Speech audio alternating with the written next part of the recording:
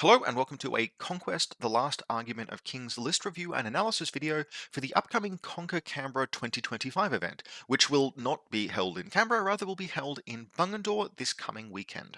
Now we have 17 players for this particular event, so it's not massive, but it is large enough to get an interesting sample size of lists and players. All players have now submitted their lists, they've been made public, so we're going to jump in and take a look and do some list review and analysis. Now, our faction distribution for this event is mostly pretty even. Lots of one or two players per faction, with only two exceptions. The first is that there are no Spires players. This isn't colossally surprising. Spires is a little bit of an acquired taste. There are some Spires players around, but this is a Worlds event for which my own Spires are not tourney legal. And I think for most other players who own multiple armies, Spires are a little bit on the shelf right now. They are getting a little bit long in the tooth, a little bit dated as far as design goes, very much kind of waiting for a rework, which we expect to happen probably at some point early next year. The other outlier is that we have 5 Yoroni players, which means they comprise almost a third of the field. It is going to be not just possible, but likely that someone will have an event where they play 5 rounds against Yoroni. Or perhaps more likely 4 or even 3, but regardless, we have a significant Yoroni representation, and something that's interesting is there's actually a fair bit of variance within the Yoroni lists. In fact, speaking about basically all of the lists that we'll be looking at today, this event, Conquer Canberra, is the last Worlds event of the season, certainly that is happening in New South Wales. And there are only a couple of players who are attending the event who are realistically in contention for admittance to HEOS. And that means that while we will absolutely see some sensible, solid tournament lists that are designed to perform well in adverse circumstances against a variety of players, we are also going to see quite a lot of people who are using this event as an opportunity to go buck fucking wild. There are going to be some meme lists on display for this event, or perhaps we should call them experimental. All of them do have some kind of logic or rationale to them, even if they are wildly off-piste in terms of what I would expect to see from a quote-unquote meta list for the given faction. And that means we are in for a wild event. There is a huge amount of variance. Basically, no two lists are the same. And so while personally, for example, I have no idea how I'm going to perform into a bunch of these lists, I am very excited to have the opportunity to play the games. So with that breakdown done, let's start by jumping into our first faction. Now, we are going to start with Yoroni for 2 reasons. The first reason is that there are the most Yoroni players, and it'll give us a bit of a chance to spend a little bit of time comparing and contrasting lists. And the second reason is to preserve my sanity, because if I get all the way to the end and I have to try and read how the Parabellum Army Builder spits out a Yoroni list, I'm going to go actually insane, because the way modular regiments are presented is a war crime and should be tried in The Hague. However, while I am fresh and can handle the adversity of trying to figure out what the hell is going on in a Yoroni list when it's presented this way, let's start with our first player, Cameron. Now, Cameron is running a Kitsune Bakasu Warlord. She remains overwhelmingly the most popular warlord for Yoroni players, certainly as far as this event goes, where we're going to see 4 Kitsune Bakasu warlords and 1 Oyabun. Now, after Conquer Canberra, I did a bunch of work with Saxon just talking through different supremacy options and what might exist in terms of different warlords that you can run. And something very interesting that occurred was that at the time, we actually came to the conclusion that an Oyabun warlord with the Yoroni list that were available sort of shortly after, like middle of the year kind of thing, an Oyabun warlord actually made a lot of sense and could produce some very interesting and powerful lists. However, then Damaru arrived. And Damaru don't benefit from the Oyabun really much at all. In fact, they don't benefit at all. You just use the Mu card to activate them. They benefit almost nil from the special chi activation that you get from an Oyabun Warlord. By comparison, Damaru benefit a lot from just the presence of a Kitsune Bakasu. She makes a regiment that she joins scoring. Fluid formation on them is exceptional. Damaru just generally are so good and round out Yoroni lists so well that the Oyabun basically went right back out the window, and we are back to almost all lists running. Kitsune Bakasu Warlord, just because she synergizes well with the army, which the Oyabun mostly does, she synergizes particularly well with the Damaru, and so she's back to basically being the mainstay pick for warlords for most Yoroni lists, which is fine. There's still plenty of variety otherwise, and that commonality of the Kitsune is really one of the only points of significant similarity between the 5 lists we'll see here. Anyway, we then have a modular regiment of 3 Origami warriors. These are light brutes when they're taken this way, and this is honestly not my preferred use for Origami Warriors. Now, it is possible that the Kitsune will be joining this regiment. If Cameron chooses to put the Kitsune in with the Origami Warriors, her powerful presence ability that makes her count as 3 scans for scoring scenario will still apply, so you can get a light scoring regiment that way, but frankly, if you want a light scoring regiment, just take Damaru. To my mind, Origami Warriors generally should not be taken as standalone regiments. What they're good at is being additional stands to put into other regiments where they are cheaper per stand and can kind of just be used as ablative wounds. So, for example, Oni are very powerful as both a leader and additional stands in a modular regiment. However, they're really only at their most powerful when they are in the front rank. And if you want to take an Oni regiment and make full use of them, but then also just add some extra wounds, the Origami Warriors as another stand to add into that regiment gives you both a slightly more efficient points to wound ratio and lethal demise on a stand that often will just be sitting in the back, making support attacks in any case. So you can use Origami Warriors as kind of a quite efficient third or fourth stand in a regiment. But I think taking them as a standalone light brute regiment by themselves, really that's just something you should probably be using Damaru for. We then have another very large modular regiment, and this is a mix of Tengu Bushi and Kappa Bushi.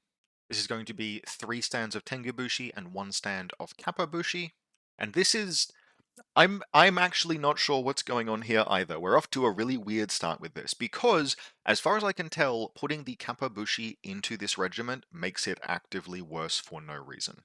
Now, it is actually possible that this is a mistake or a misclick, or maybe just that Cameron really wanted the 1 extra stand in this regiment, but only owned 4 stands of Tengu Bushi. That is a distinct possibility.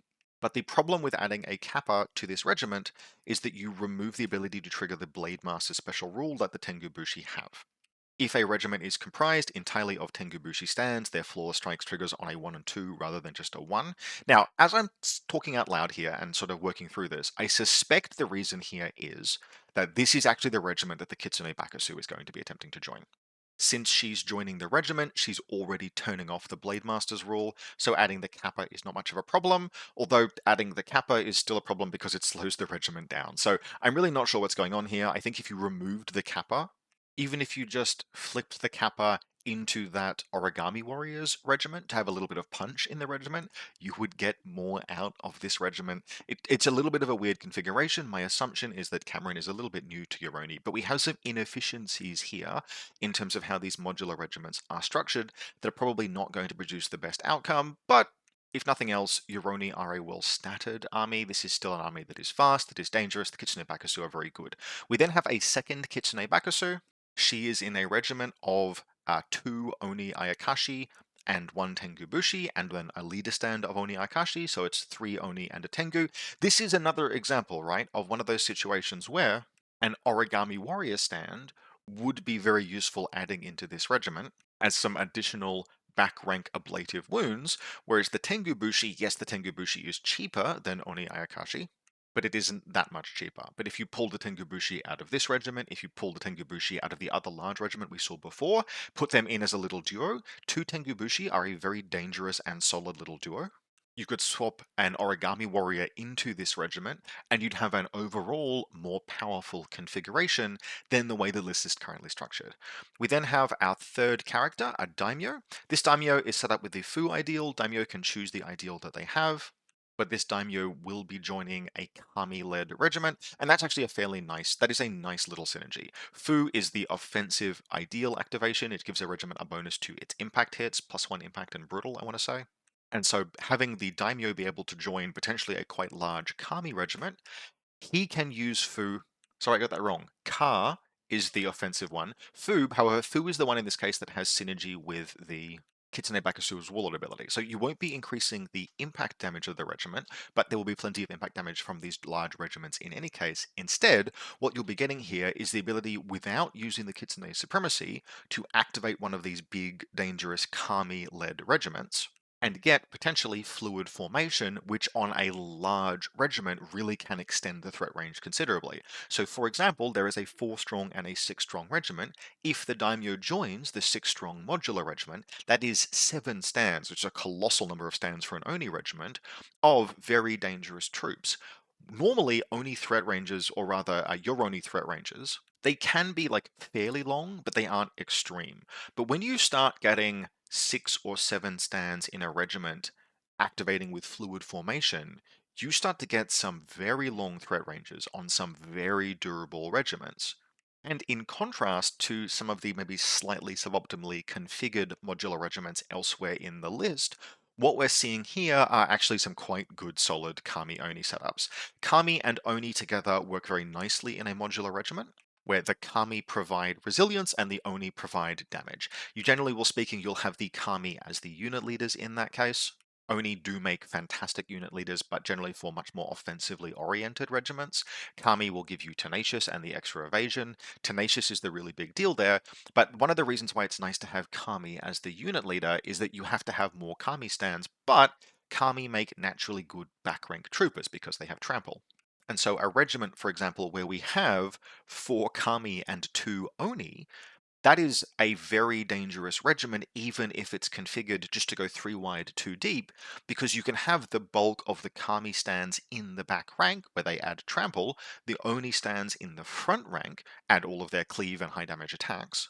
And then whichever regiment the daimyo joins also gets the full benefit of his combat power. So just for completeness, we have 2 modular regiments, one which consists of 3 Kami and an Oni, one which consists of 4 Kami and 2 Oni. So these are some Death Star style regiments, particularly the 6 strong. Now that's actually the sum total of the list here, which means that this is an 8 activation list in a meta game that is increasingly designed by larger and larger activation counts. This list represents what can only be described as an experiment in going just completely underneath large activation counts. It is aiming to just be robust enough and dangerous enough, with what can really only be described as like 4 different borderline Death Star level regiments that are just aiming to contact the enemy and delete enemy minimum size units one at a time until some kind of victory is achieved. Now, the risk there very, very clearly is that that's it, there's no subtlety.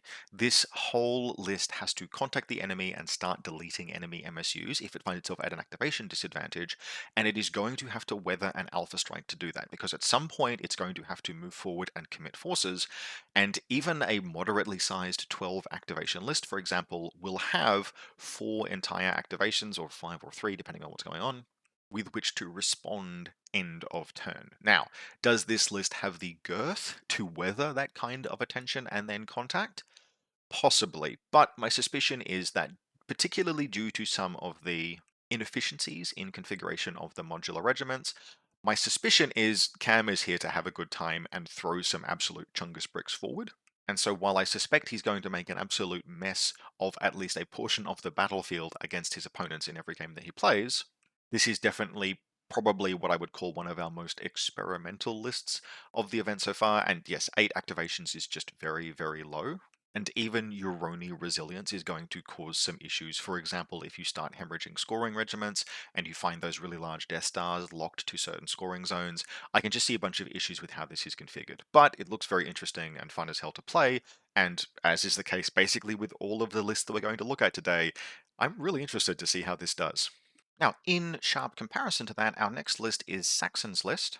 And this is much more what I would call kind of finely honed modern Yoroni, with the caveat that we are going to see some monsters appearing in some of the lists that we'll be looking at after this one, and those are a bit less easy to predict in terms of how they will perform. Saxon's list doesn't have any monsters in it, but it does make extensive use of the very aggressive and powerful Damaru, and is also, as noted, a Kitsune Bakasu Warlord list. It is also our highest activation count Oni list, clocking in, I think, at 14 activations, which previously Oni were just not able to get to, but now with the existence of Damaru in particular, who are 140 points for an MSU, and with extensive use of small, dangerous 2-man brute squads, we are actually seeing Yoroni lists that have that maximal activation count. 14 is about as high as you can reasonably get to, And because it's Yoroni, they still have the full advantage of the very flexible stack activation mechanics to make use of for those full 14 activations. So our first character is a Fu Daimyo. Fu, because this is a Kitsune Bakasu Warlord, does mean that he will be able to give his regiment fluid formation if you use that once per game Fu on the regiment that he is joining. And then his warband consists of 4 regiments, all of which are 2-man modular brute squads. We have one team of 2 Kami, which the daimyo himself will almost certainly join. He will piggyback off of their resiliency but add some punch to them. We then have 2 2-man regiments of Oni Ayakashi, very dangerous, long threat range. Not intensely durable, except that it is still a 14 wound regiment because Oni have very high wound counts, so durable enough, particularly for the points cost, and able to connect and do a great deal of damage. And then, yep, a 3rd regiment of Oni Ayakashi. So far, 3 2-man duos of Oni, 1 2-man duo of Kami, which the daimyo will join. We then have the Kitsune Bakasu Warlord, and her warband consists of 3 regiments of Damaru Damashi. Now, these guys are amongst the most dangerous light regiments in the game. The attack count they have is massive. It is further attenuated, I think is what I'm looking for there. It is further enhanced by the addition of their impact attacks, which, like, okay, impact 2 on a Clash 2 regiment doesn't do that much damage, but it's still 2 extra hits as part of a clash. And when you couple it with flurry and high attack count and the leader stand, it means that a charging unit of Damaru Damashi by itself tends to do 16 or 17 hits, which is just colossal. Like, raiders wish they came even close to that. They're also durable against range, thanks to having Tenacious 2 against ranged attacks, and the Kitsune Bakasu is going to join one of these regiments, and her powerful presence rule will make that regiment able to score, because she counts as 3 scoring stands. So this is very efficient, very dangerous. These things act very nicely as screens if you need them to, but you can't really ignore Damaru Damashi, because they are just so dangerous as a minimum-sized regiment, that if you let them connect, and again, they are movement 7 with Unstoppable, so they are pretty good at connecting, they can easily punch well above their weight class in terms of damage. Now, they are fragile. Although they're pretty resilient against ranged attacks, they are otherwise only defense 2, evasion 1, although activating with Mu means that is going to be evasion 2, with 4 wounds and resolve 3. Now, the resolve stat makes them more resilient than, for example, raiders in Nords might be, but not by a particularly large amount, and a solid hit into Damaru Damashi, particularly if you hit them with anything with cleave or armor piercing before they get to activate and bring their evasion up to 2 by activating with a Mu card. You can bring these things down with a kind of like decisive hit early in the stack, and because this is such a high activation count list, you actually do have a bit of a window of opportunity to do that in some circumstances. Now, we then have a little bit of tech that has crept its way into this list. We have a Kitsune on Myoji. Now, if this was going to be like purely meta, I would expect this to be something like a second Kitsune Bakasu. Kitsune Bakasu are very, very efficient. They are very dangerous. They're amongst the most dangerous characters in the game relative to their points cost. Whereas the Kitsune on Myoji is a huge nerd. But what she adds to the list is, for lack of a better term, technology. She can join a range regiment. She adds her own barrage to the Tengu Ayakashi that we can see there. Gives you a nice mix of armor piercing and deadly shots. But the real thing that is happening with the Kitsune on Myoji is twofold. Firstly, she is a spellcaster and she has some reasonably solid utility spells. She can put -1 resolve on enemy regiments, she can give your regiments that don't already have the rule Tenacious 2 against ranged attacks, which makes her a quite valuable early activation. You can just have her activate and give something that doesn't already have a rule like Visage, for example. So perhaps one of the Oni regiments, you give them +2, you give them Tenacious 2 against ranged attacks. Useful, right? Perhaps not as high impact as just having another Kitsune Bakasu in a unit of Damaru Damashi would be, but useful. However, kind of the more significant little bit of technology here is just that she is a spellcaster. Because we have these regiments, right? We have these things like Damaru, which have Tenacious 2 against volleys. One of the weaknesses this list has to enemy ranged pressure is enemy spellcasting ranged pressure, because things like the Damaru Damashi, their Tenacious against volleys is not helpful against a Dweghom Fireball or a Hundred Kingdoms Fire Dart.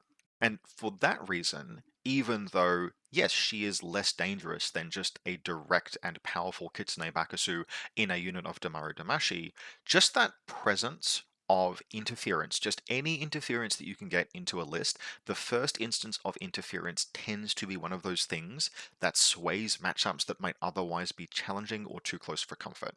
And so for that reason, even though the Kitsune on Myoji is a bit of a compromise away from Apex power, I think it represents a pretty mature approach to list construction, and in particular, shoring up weaknesses that might otherwise result in losses or more challenging games for Saxon's list. Now, the Kitsune on Myoji is going to play inside, almost certainly inside that unit of Tengu Ayakashi, ranged regiment. She'll join them, she'll contribute her shots. And then her warband otherwise consists of 3 regiments of duo Tengubushi. These have full use of the Blade Master's rule, so they will be doing flawless strikes on 1s and 2s, which makes them colossally dangerous. They're actually about as dangerous as Oni against Defense 4 regiments, which is just colossal when you think about it. It's one of those things where you look at that rule and you're like, oh, okay, rather than 1s, it's 1s and 2s. Well, that's quite good. But actually what it means is that 50% of all of the hits inflicted by Tengubushi will just ignore armor. They will have smite. Half of smite is like, oh, that's actually incredible. Yes, it is an incredible rule. They're a very good regiment. They are more fragile than Oni, but this list is able to push very aggressively. It's able to do a huge amount of damage, and it's able to set up trades where things like Tengu regiments can mutually support one another. Oni regiments can mutually support one another, where a charge by your opponent into one Oni regiment just invites a counter charge by the other Oni regiment. And the damage on every regiment in this entire list is so significant. The output is so high that this list is probably one of my favorites in terms of tips to win the event. This is a serious list. Saxon is playing pretty seriously because Saxon is one of the players who, depending on how he does at this event, stands a pretty good chance of being a qualifier for Worlds. Now, our next Yoroni list is being played by local Will. And this is a list that's actually quite interesting. It has a bunch of different things going on, including the first appearance of the Genya no Yokai, Monster Yoroni. But we're going to start with an Oyabun Warlord. No special upgrades on him, but he does give flank to the regiment that he joins. He will then be in a modular regiment consisting of 2 Kami and 1 Oni. That's kind of that classic. And with the Oyabun's supremacy ability, this is a regiment that can be 21 wounds, defense 3, evasion 2, hardened 1, tenacious, oblivious, just solid and durable. We then have the Genya no Yokai, and this is a very interesting monster, and this will be the first time I will have seen this at an actual event, because it's a very new release, I want to say. Now, the Genya no Yokai has a bunch of things going on, but the flagship ability is Enlightening Fury, which allows the Genya no Yokai to benefit from any ideal card in the army and accumulate those benefits permanently. That they don't stack. So, for example, you can't keep activating him with Ka, for example, and get more and more and more impact attacks, but you can activate him with Ka and activate him with Fu and activate him with Chi and have those little bonuses all accrue. Now, my experience playing against these guys is that they don't actually snowball into a Death Star, because all of those benefits ultimately are just small, nice to haves, but the core platform is nevertheless really solid. This is a Clash 3, 11 attack, Cleave 3, Terror 1 regiment. It's got good impacts, particularly once it picks up the Car card. It has 18 wounds and access to a bunch of different defensive tech. Usually one of the first cards you'll activate it with will be either Mu or Chi. Mu will put it to evasion 3. Chi in this list, I believe it will be able to benefit from the Oyabun's Warlord trait, which means that rather than picking up evasion, you pick up a combination of Oblivious and Hardened. And so this is just a fast, dangerous, solid brawler monster, and it will be the first time I've seen it on anything resembling a competition table, which is really interesting. We then have a Daimyo. This is a Ka Daimyo, so that's offensively oriented for impact attacks, and it has the Kenshibu Dancer trait. Now, Kenshibu Dancer is one of the most powerful disciplines in Yoroni. The only reason you don't see this discipline is usually just because the list is like 2,000 points on the nose and you have 0 points spare. If you have no points spare, yes, you end up cutting things like Kenshibu Dancer, but if you can afford it, it significantly increases the damage output against anything except Old Dominion of any offensive character you put it on. Daimyo is dangerous, Kenshibu Dancer goes well on him, it's also very good on Kitsune Bakusu. The daimyo is then very likely to be joining the first of these modular regiments, which is 3 Kami Ayakashi and 1 Oni Ayakashi. So again, you get damage output from the daimyo and the 1 Oni stand, and resiliency from the Kami. That resiliency is further accentuated in this particular list by the Oyabun Warlord. We then have the same kind of flight of birds that we saw from Saxon's list. I know that Will has played with these and likes them a lot. It is 3 2-man regiments, or 2 brute regiments of Tengubushi, very dangerous, flawless strikes, etc. We then have a Kitsune on Myoji, the spellcaster we mentioned previously. And here we actually have an interesting selection of regiments for her, because there is a Kami Ayakashi and Oni Ayakashi regiment there. She may or may not join that. This is actually something that Will could choose from round to round that he plays in, right? Tournament round to tournament round, because there is also just one Damaru Damashi regiment in her warband. Now, a Kitsune Onmyoji in a Damaru Damashi regiment is less efficient than a Kitsune Bakasu in terms of offensive output, but if all you want is a moderately durable against range attack, light regiment to turn up and score, and offer support, and maybe even a little bit of range support, you could genuinely have, right, depending on the scenario, if it is a scenario where if you don't have the ability to score on turn 2, you fall behind in kind of a permanent way, we could feasibly see her join the Damaru Damashi. I do think it's more likely that most of the time, however, she will be in that Kami regiment, because the Damaru Damashi turning up will set a reinforcement line that the flights of birds will make ample use of.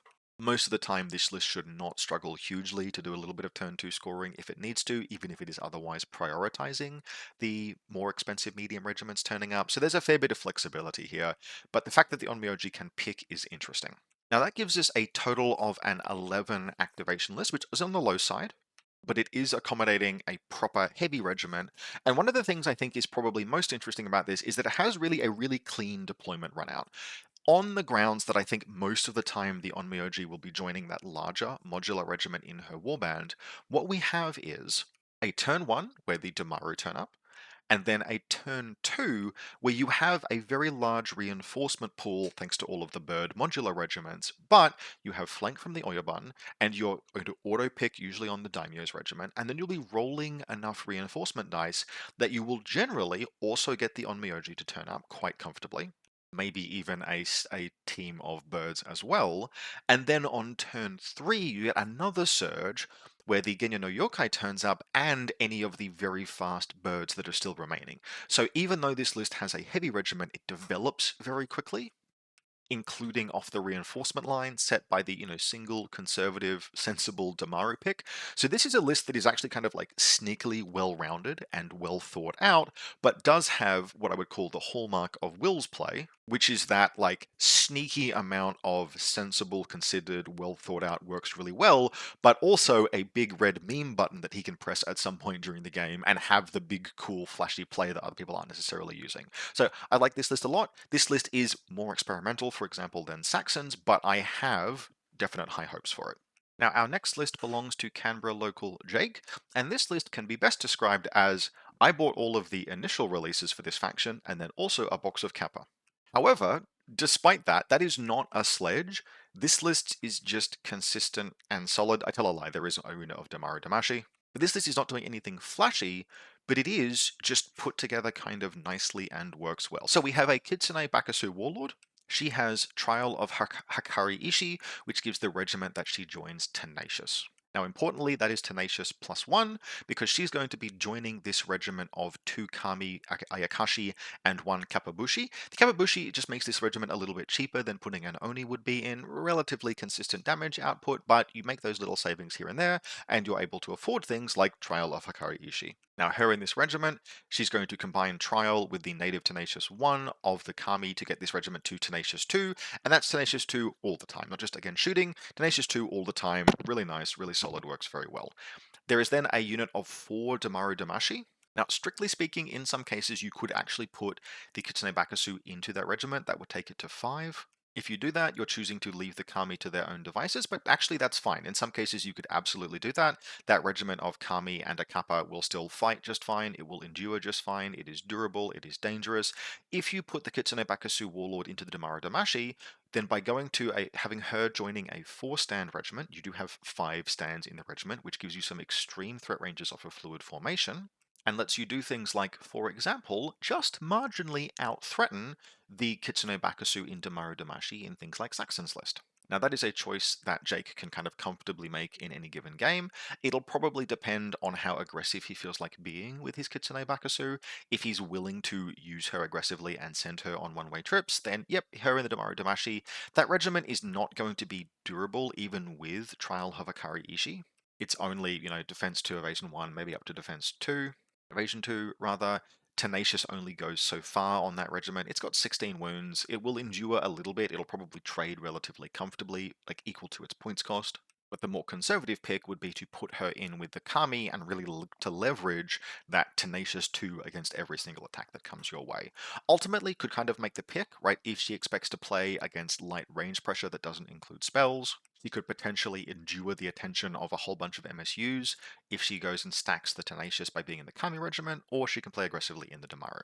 We then have a Fu Daimyo with the Gunbai mastery. Gunbai is forward force is flank. Way, 3 levels of nested rules. Now, paying 30 points for flank, in my opinion, is right on the cusp of perhaps being robbed a little bit, but it does add some consistency, and the points are available in this list, so Jake is able to pay that. The Daimyo's Warband consists of a modular regiment of 2 Oni and a Kappa. The Kappa, again, just saves you 5 points without really diminishing the damage output of the regiment at all. Then a second modular regiment of 2 Oni, so 2 Kami and an Oni. This is the most likely place for the Daimyo to go. And then a modular regiment of 2 Tengu Ayakashi. These are the ranged Tengu. That's going to be, I believe, the only ranged regiment in Jake's list. But having, for me, that's kind of the sweet spot. I know that it's relatively common to see Yoroni regiments or Yoroni lists that have 2 regiments of Tengu Ayakashi.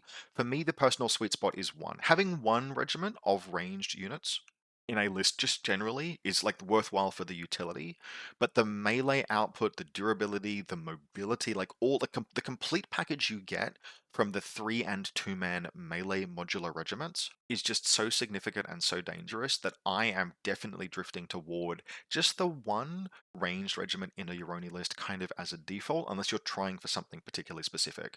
I think it's still pretty common to see 2 regiments of Tengu Ayakashi, but I think Jake is on the money here with just the 1 as a bit of support, objective play, safe early round activation, etc., but giving up a possible second Tengu Ayakashi for more melee instead. We then have an Oyabun, and he has the Haragi Master Discipline. This one gives all friendly regiments within 10 inches of the Oyabun the Unstoppable rule. I think only the Damaru in this list have Unstoppable Native, so that, is relevant. I'm not sure. It's particularly, I have not seen that mastery particularly often because it's actually pretty difficult to get the aura bubble affecting more than just, say, the Oyabun's regiment himself. But there aren't really that many other choices in terms of masteries that you can take in this list with the characters configured as Fu Chi. You could, for example, you could take Kenshibu Dancer in this list, but that would require changing the Daimyo to be a car character, which you could do and it would be very dangerous, etc. This is fine. The Oyabun then has 3 modular regiments. The first, probably the one that he's in, consists of 2 Oni and a Kappa. The second is 2 Kami, so that's just a turn up, be reasonably durable, right? On the assumption that the Oyabun probably isn't joining that double Kami regiment. He might, but the flank on him generally means you want him in a slightly higher value regiment. You've also got flank in this list on the Daimyo. I expect to see him used to deliver more force to the battlefield on turn 2. That means that the Kami are just a utility regiment. They can hold something up. They can do a little bit of like march, charge, hit with the impacts, hit with the trample. But frankly, those Kami Ayakashi are mostly points fillers, and that's fine. Points fillers and durable zone holders. So the Oyabun will mostly be in the dangerous Oni Kappa regiment. And then rounding it out, just 1 regiment of Tengubushi, 2 Tengubushi, flawless strikes, etc. Now, this list overall has very little to critique about it. It has a really nice mix of regiments. It's got plenty of dangerous stuff going on in it. There's lots of Oni and Kappa and Tengu-Bushi stands, all of which can be very dangerous. It's also very consistent in terms of its reinforcement roles. It's got multiple regiments with flank, which means that it is guaranteed that on turn 2, all of your characters will have arrived, which means you've got a nice fat activation stack on turn 2. And this is just generally, this is solid and well-rounded Yoroni. It's not doing anything particularly flashy, but it's working in a way that is just cohesive and makes use of all of the releases apart from the monsters that Yoroni have so far. I really like the 1 regiment of Damaru Damashi just for a light to set a reinforcement line. I like the mix of characters. If there is one thing I think we could critique about this list is that there is a lot of points spent on upgrades. And one of the things that you always want to do, not necessarily is cut upgrades, but at the end of building a list, you want to stop and think, how many points have I spent on upgrades in this list? This list, for example, has spent 75 points on upgrades. Now, what we get from that is the trial and Gumbai and etc. But those 75 points could be an entire extra modular stand in any of these modular regiments that can take, for example, a kappa. Although in practice, I think the only way you could spend those points would actually be to add another bird to the duo, because all of the modular regiments are configured pretty efficiently in terms of its Oni kappa, for example. So, okay, cool. We can't easily add another kappa to any of these regiments. Yep, that makes the use of those 75 points. We don't really want an extra stand of Tengu. We don't need another Tengu in the Tengu regiment. Okay, cool. We're clear. We are spending all of our points pretty efficiently, so the upgrades make sense. That's an activity that's always worth doing. It looks like Jake has done it. So this is just a good, solid, well-rounded Yoroni list that I really like. Now, our last Yoroni list belongs to Reese, who is once again making the trip down to New South Wales. Be fantastic to see him. And this is another list that is doing what I would say is like 90% modern Yoroni, with one really big weeb-shaped demon exception in the form of the Dai-yokai, which we'll get to when we get to. This is a Kitsune Bakusu Warlord list. The Kitsune Bakusu will almost certainly be joining one of the 2 regiments of Damaru Damashi in her warband. She also has a single 2-stand regiment of Tengu Bushi. We then have an Oyaban. I know Reese favors the Oyaban over the Daimyo, values flank, perfectly reasonable. The Oyaban has, and this is an interesting configuration, of an Oni Kappa Kappa regiment. That means it has the Kappa leader, which means it does not have the Oni's very powerful leader abilities by default, but you can always choose to activate this regiment with a sweet card and then take the benefit of the Oni's leader stand as if it were the leader of the regiment. So even though it does not natively have Juggernaut and +1 attack per stand, if you activate it with a sweet card, and I think there are at least 2 sources of sweet in this particular list, you can get that if you want to. Alternatively, you can use the Kappa's command stand ability to activate this regiment with the benefits of any ideal card and get that benefit, which means they can be activated, for example, with a Car card if you wanted to make impact attacks, or a Fu card for a little bit of extra speed. But frankly, Juggernaut is so powerful that most of the time, maybe not the turns that they arrive from reinforcement, but much of the time I expect them to be activated with a sweet card in order to flip their leader stand to that of the Oni. Now from there, we have a selection of MSU modular regiments. It is a pair of Oni Ayakashi duos, dangerous, scary, good at trading, and in this list we're also going to see, in the Kitsune on Myoji's warband, a pair of Tengu Ayakashi regiments. Now, even though personally my preference in terms of how I like to see Yoroni played is to be quite aggressive with their melee duos, one of the things that Reese is very good at in terms of his positioning is pairing up Tengu Ayakashi and Oni Ayakashi. The Tengu exert range pressure, they just move forward, sit at about 14 inches, fire off those volleys, and invite the opponent to respond to them, and the Oni sit there as response vehicles to deal with anything that tries to deal with the Tengu. It's a very clean modular setup, and it works very nicely to exert consistent pressure on your opponent without giving them an easy response. Now, where it can fall apart a little bit is against anything that can deal with the Tengu Ayakashi without closing to melee against them, but that is basically just enemy ranged spellcasting. Because the Tengu Ayakashi have good solid wound counts, they are Yoroni Brute regiments, and they have Tenacious 1 against shooting. So it really is just things like 100 Kingdoms Fire Dart Wizards and Dweghom Sorcerers, for example, that really threaten them at range. Anything else, you don't really want to try and do counter battery fire with volley regiments against Tengu Ayakashi, so you kind of have to move into melee with them, and if you move into melee with them, the Oni are waiting there to counterattack.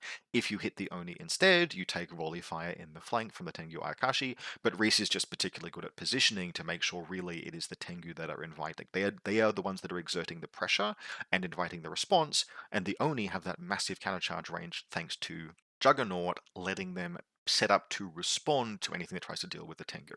Anyway, we have the Kitsune on Myoji. She's got the 2 Tengu Ayakashi teams. She also has a 3-stand off-screen down below, a 3-stand regiment of Damaru Damashi, which again she could feasibly join. I think I would be less surprised to see her in the Damaru Damashi regiment in Reese's hands under some circumstances, just for that scoring.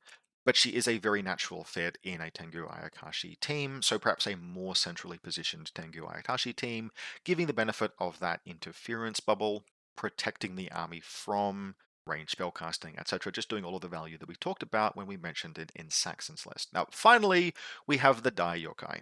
This is the nothing personal kid teleports behind you monster regiment in Yoroni with the sweeping step, 12-inch move attack sweep through regiments, etc. Now, I'm going to have to sit down and do the math on this because I'm not sure the Daiokai can perform that action while it is engaged and then make a 12-inch move.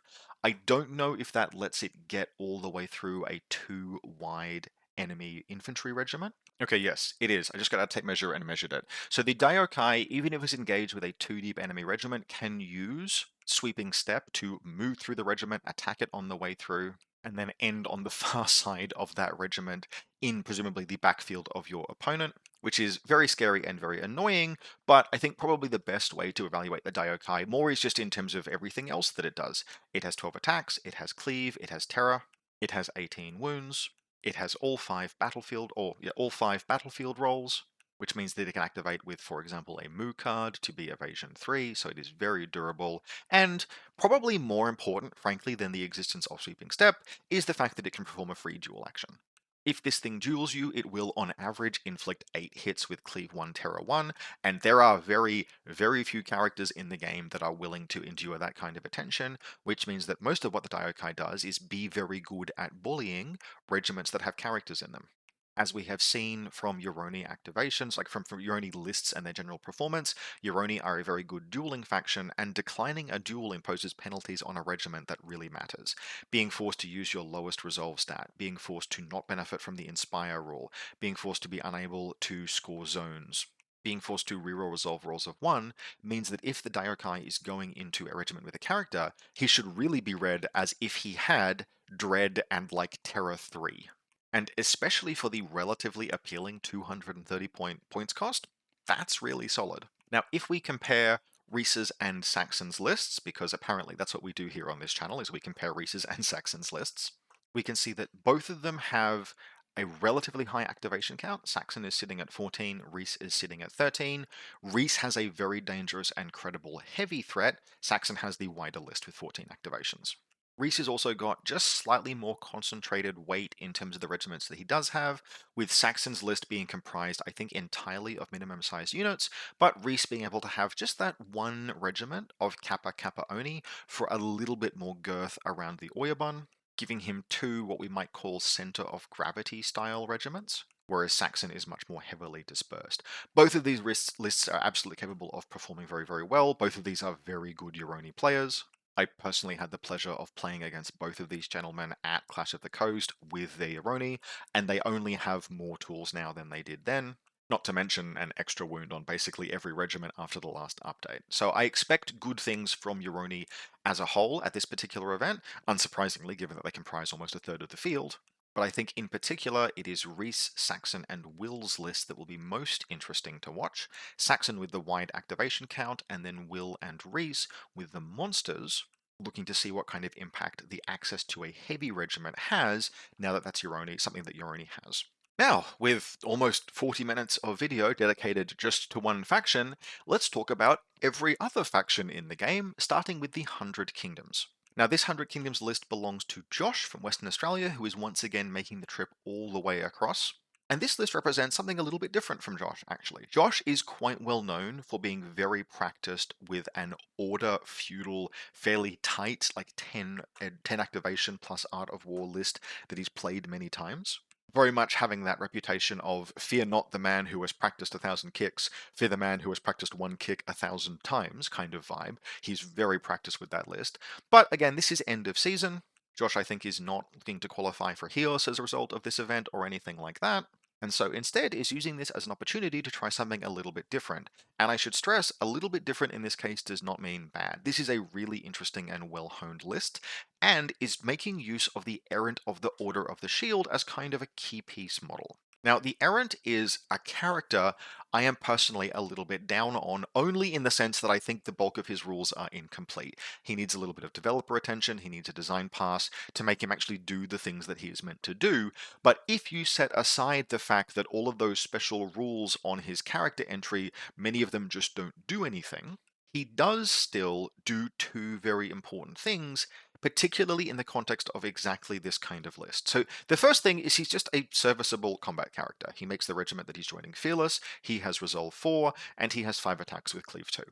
The Bacchian token is present here to give him Blessed. That is basically a very cheap way of trying to give him Flurry. It would be better to give him Eccentric Fighting Style, but Eccentric Fighting Style is spoken for in this list, so the Bacchian token is our next best bet.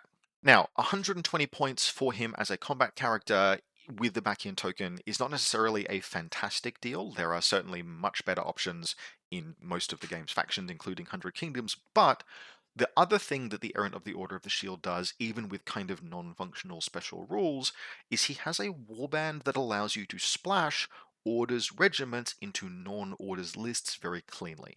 And that's the role that he's fulfilling in this army. He's going to be sitting in a regiment of 5 veteran men-at-arms. He just makes them veteran for free. That's one of his rules.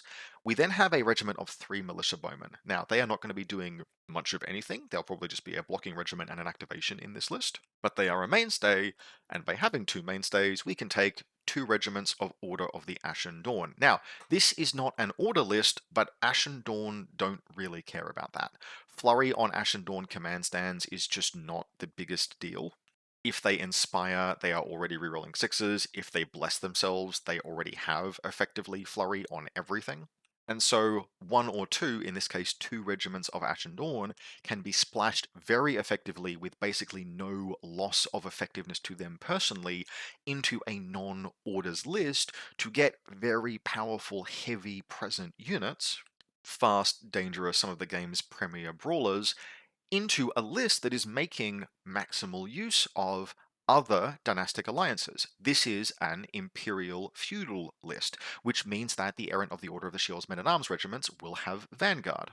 Once per game, they will benefit from the imperial supremacy. And in the very likely event that they're going to be hanging out near the feudal noble lord, they'll also be benefiting from the noble lord's aura. So we get these cool stacked infantry buffs from playing feudal imperial, but hey, look at that, 2 units of Order of the Ashen Dawn. Another way that you can configure this list is you can take 1 unit of Order of the Ashen Dawn and then put the Imperial Officer himself in something like a unit of Gilded Legion. That also gives you a very powerful heavy presence. The significant downside of that is that the Imperial Supremacy active ability is battlefield only. You have to have the Imperial Officer on the battlefield in order to activate the activated component, which means that the very earliest you're getting that Fluid Formation cool threat range extension is on turn 4. Having the Imperial Officer in a light regiment just means that he's always present. If you need to pop that ability on turn 2 or turn 3, you can do so. Turn 3 is the realistic one, right after the mediums have arrived. And so instead, we have 2 heavies in the form of Order of the Ashen Dawn. Absolute latest the second unit will arrive is turn 4, and because they're speed 7, that's basically fine. We then have an Imperial Officer. He has Art of War. He will be most likely, in fact almost certainly, joining that little unit of Imperial Ranger Corps. His presence in that unit means that they'll have 4 stands, which means that under the 100 Kingdoms army rules, they can score. If you lose a stand, you'll lose the ability to score, but that's fine. He just wanders around. He'll make occasional ranged attacks with his regiment, like he'll just sit there and be like, good job, men, as they fire off little volleys. Ranger Corps are effective enough as range units, but mostly they are good at just zipping around the battlefield, scoring, pulling back, and putting the Imperial Officer himself in positions where he can use his orders, although his orders 95% of the time will be please give hardened to the men-at-arms regiments. Since we have the restricted slots free, he's then taking a unit of Hunter Cadre. Just these are really good, right? They have flank, that's rare. They are solid, well-rounded multi-role regiments. They will round out the list particularly nicely. And then we have, as our second full combat group, the Ultra Stabby mode Feudal Noble Lord, where he has Coward Burn and Eccentric Fighting Style for 8 attacks, cleave 1, he rerolls all of his misses, you reroll all of your saves. This guy is an absolute blender. He is in his own unit of 5 men-at-arms. Now, they have a seasoned veteran, which means they natively have hardened, and that lets them operate a little bit independently of the Imperial Officer if they need to. Although in practice, it's going to be pretty likely that much of the time the Noble Lord and the Errant of the Shield regiment will be hanging out nearby each other so that the Errant of the Shield can benefit from the Noble Lord's feudal aura, professional troops. And since they'll be nearby, the Imperial Officer will probably also be nearby, since the Imperial Officer will be wanting to give hardened to the Errant's regiment. But that notwithstanding, this is just good, solid. I've used this regiment myself many times. The Noble Lord is an absolute blender that is strong and good. We then have just another unit of men-at-arms as a mainstay to unlock 2 units of longbows. Just to have good, solid ranged poke, any 100 Kingdoms regiment list will benefit from having those ranged units. The 22-inch range you get from longbows is something that no other army in the game can really match. And that ranged poke helps the early game put pressure on your opponent, particularly with Vanguard from the Imperial Supremacy. Those longbows can really threaten most of the table. They can chip away at the opponent, forcing your opponent forward. Then your opponent is then kind of forced to move into your threat ranges or elsewhere the longbow fire. And that really gives this list the ability to have a solid early game off of the longbow range, and then a solid mid game off of the threat range from the once per game supremacy on the infantry regiments, and then finally a strong late game off the fact that it has 2 units of Ashen Dawn. Now the list doesn't like surge in the same way that say some Yoroni lists can really surge regiments onto the board on turn 2, but it is solid and it is consistent. It is generally likely to have most of the pieces in place that it wants to be in place by like turn 2, and then on turn 3, and then on turn 4, you'll generally consistently have things turning up that will give you a solid run out. And with the native March 7 on the Ashen Dawn and Vanguard on your infantry regiments, Imperial feudal lists just always work well to seize territory and then make use of that territory. Now, it's a different style of list for Josh to his usual Order feudal pairing, but the Ashen Dawn will be familiar to him, and I can speak personally to the power of every single other thing in this list. Now, our second Hundred Kingdoms player is me. Now, this list is an Order feudal list, and it is built off of a very simple premise. That premise is, I own 2 units of Crimson Tower for some reason, and by God, I'm going to use them in an event. And so from that basic starting point of, I am going to try and make a list that makes 2 units of Order of the Crimson Tower not just work, but actually makes them kind of the heroes of the list, everything else in this list is configured to meet that particular requirement. That means a few things. Firstly, it means that the Crimson Tower themselves have to be the only heavies. I have run lists that have Crimson Tower as mainstays unlocking Ashen Dawn, for example, and in those circumstances, it's always the Ashen Dawn that come onto the field first, and always the Crimson Tower that come on last. Now, they can be fine in that role, but in this instance, I wanted them to be the ones that arrive with priority, and are the ones that make an impact when they arrive. And so that meant Crimson Tower are the only heavies in the list. I'm going to make them work, and the list is going to support them.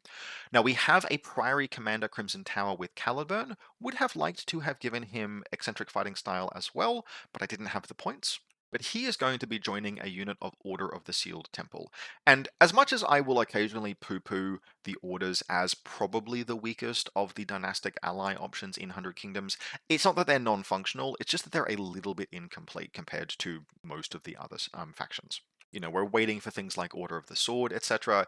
It is just going to be the nature of the fact that you have the smallest unit pool and they're all very expensive units. Making orders kind of work tends to require dealing with clunkier list selection options than with the more granular choices you're given with all of the other sub-factions. But that aside, Order of the Sealed Temple with a Crimson Tower Priory Commander is one of my favorite setups in Hundred Kingdoms. Order of the Sealed Temple have many awesome things to recommend to them. They are incredibly fast. They have native fluid formation, which means that they are just hugely mobile and have long threat ranges. All they need is a damage source. Sealed Temple by themselves are actually a little bit anemic. Like, yeah, they're Clash 3, they're Impact 4, but they don't actually have that much else going for them. They are kind of just glorified men-at-arms stands with +1 Clash once they're in a melee. And that's definitely not what you want to be paying 200 points for. But if you can add some punch to their regiment, then all of the other qualities begin to really shine through. And so in this particular case, the role of that unit MSG is being filled by the Priory Commander Crimson Tower, who adds just a ton of damage and terror effectively to the regiment, allowing them to really prey on other pieces and act as a delivery vehicle for all of the damage that he can do. From there, we get into the feudal side of the list, and this is where it starts to get a little bit spammy. Now, the order advantage that you get from playing an order's army is that you get the order supremacy, which is fine. It's a once per game mild offensive and defensive benefit. It doesn't give you any threat range, can be a little tricky to time, but it's fine. The other thing you get is every veteran regiment, infantry or cavalry, gets flurry on the command stand and characters. And so what we're doing from here is trying to get that on as many things as possible. And so there are no like particular upgrades here. We're just taking multiple 80-point noble lords, 2 of them in this case being multiple, and those guys are getting flurry and all of the attacks. Now for some reason the army list here hasn't included his upgrades, but this is going to be the usual noble lord. He's going to have 6 attacks, cleave 1, clash 3, and rather than just normally a noble lord would be able to reroll 6s from his own aura, in this case he'll have full flurry, which does tend to contribute a couple like an extra hit most clashes. He's going to be in a unit of men-at-arms. This is a very cheap men-at-arms regiment. It is just 4 with no upgrades. But when we combine the cost of the Noble Lord and the men-at-arms, that's only 220 points. And from that you get 2 activations, and 2 of the front rank will have Flurry, and you'll have some cleave, and you'll have some support, and you'll have some durability from the untouchable, from the professional troops aura. Ultimately, what you're getting here is efficiency, and we're using that efficiency to pad our activation count all the way out so that we can have a degree of activation control, ideally throughout the game, which we are going to use to try and let the Crimson Tower live their best lives, basically.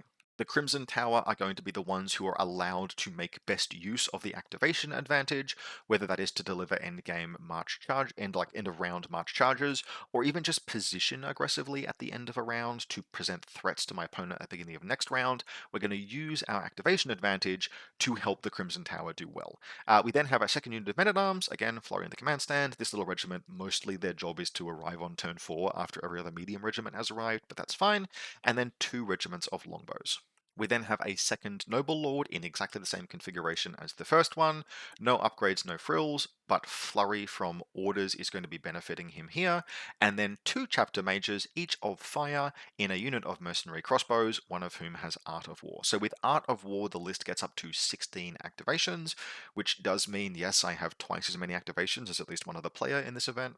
But those Chapter Mages are also present particularly as a meta adaptation. We have just finished looking at Yoroni. There are multiple Damaru regiments across those Yoroni lists. And those Damaru regiments represent a trend in game design over these last sort of like a couple of patch cycles, where multiple regiments have either been given or come into existence with Tenacious 2 against ranged attacks. I want to be able to exert range pressure against my opponent early in the game to cause them to commit forward, to let me do cool things with Crimson Tower. And I cannot do that if my opponent has multiple regiments that are completely immune to longbows, and my only offensive options at range are longbows. So while I do have 2 longbow regiments in this list, our, for lack of a better term, anti-Damaru, anti-Thorakiti, anti-Chosen of Death tech is Chapter Mages in crossbows. Fire Dart is a very solid spell. It will quite reliably strip a stand from a Damaru regiment every time it's cast.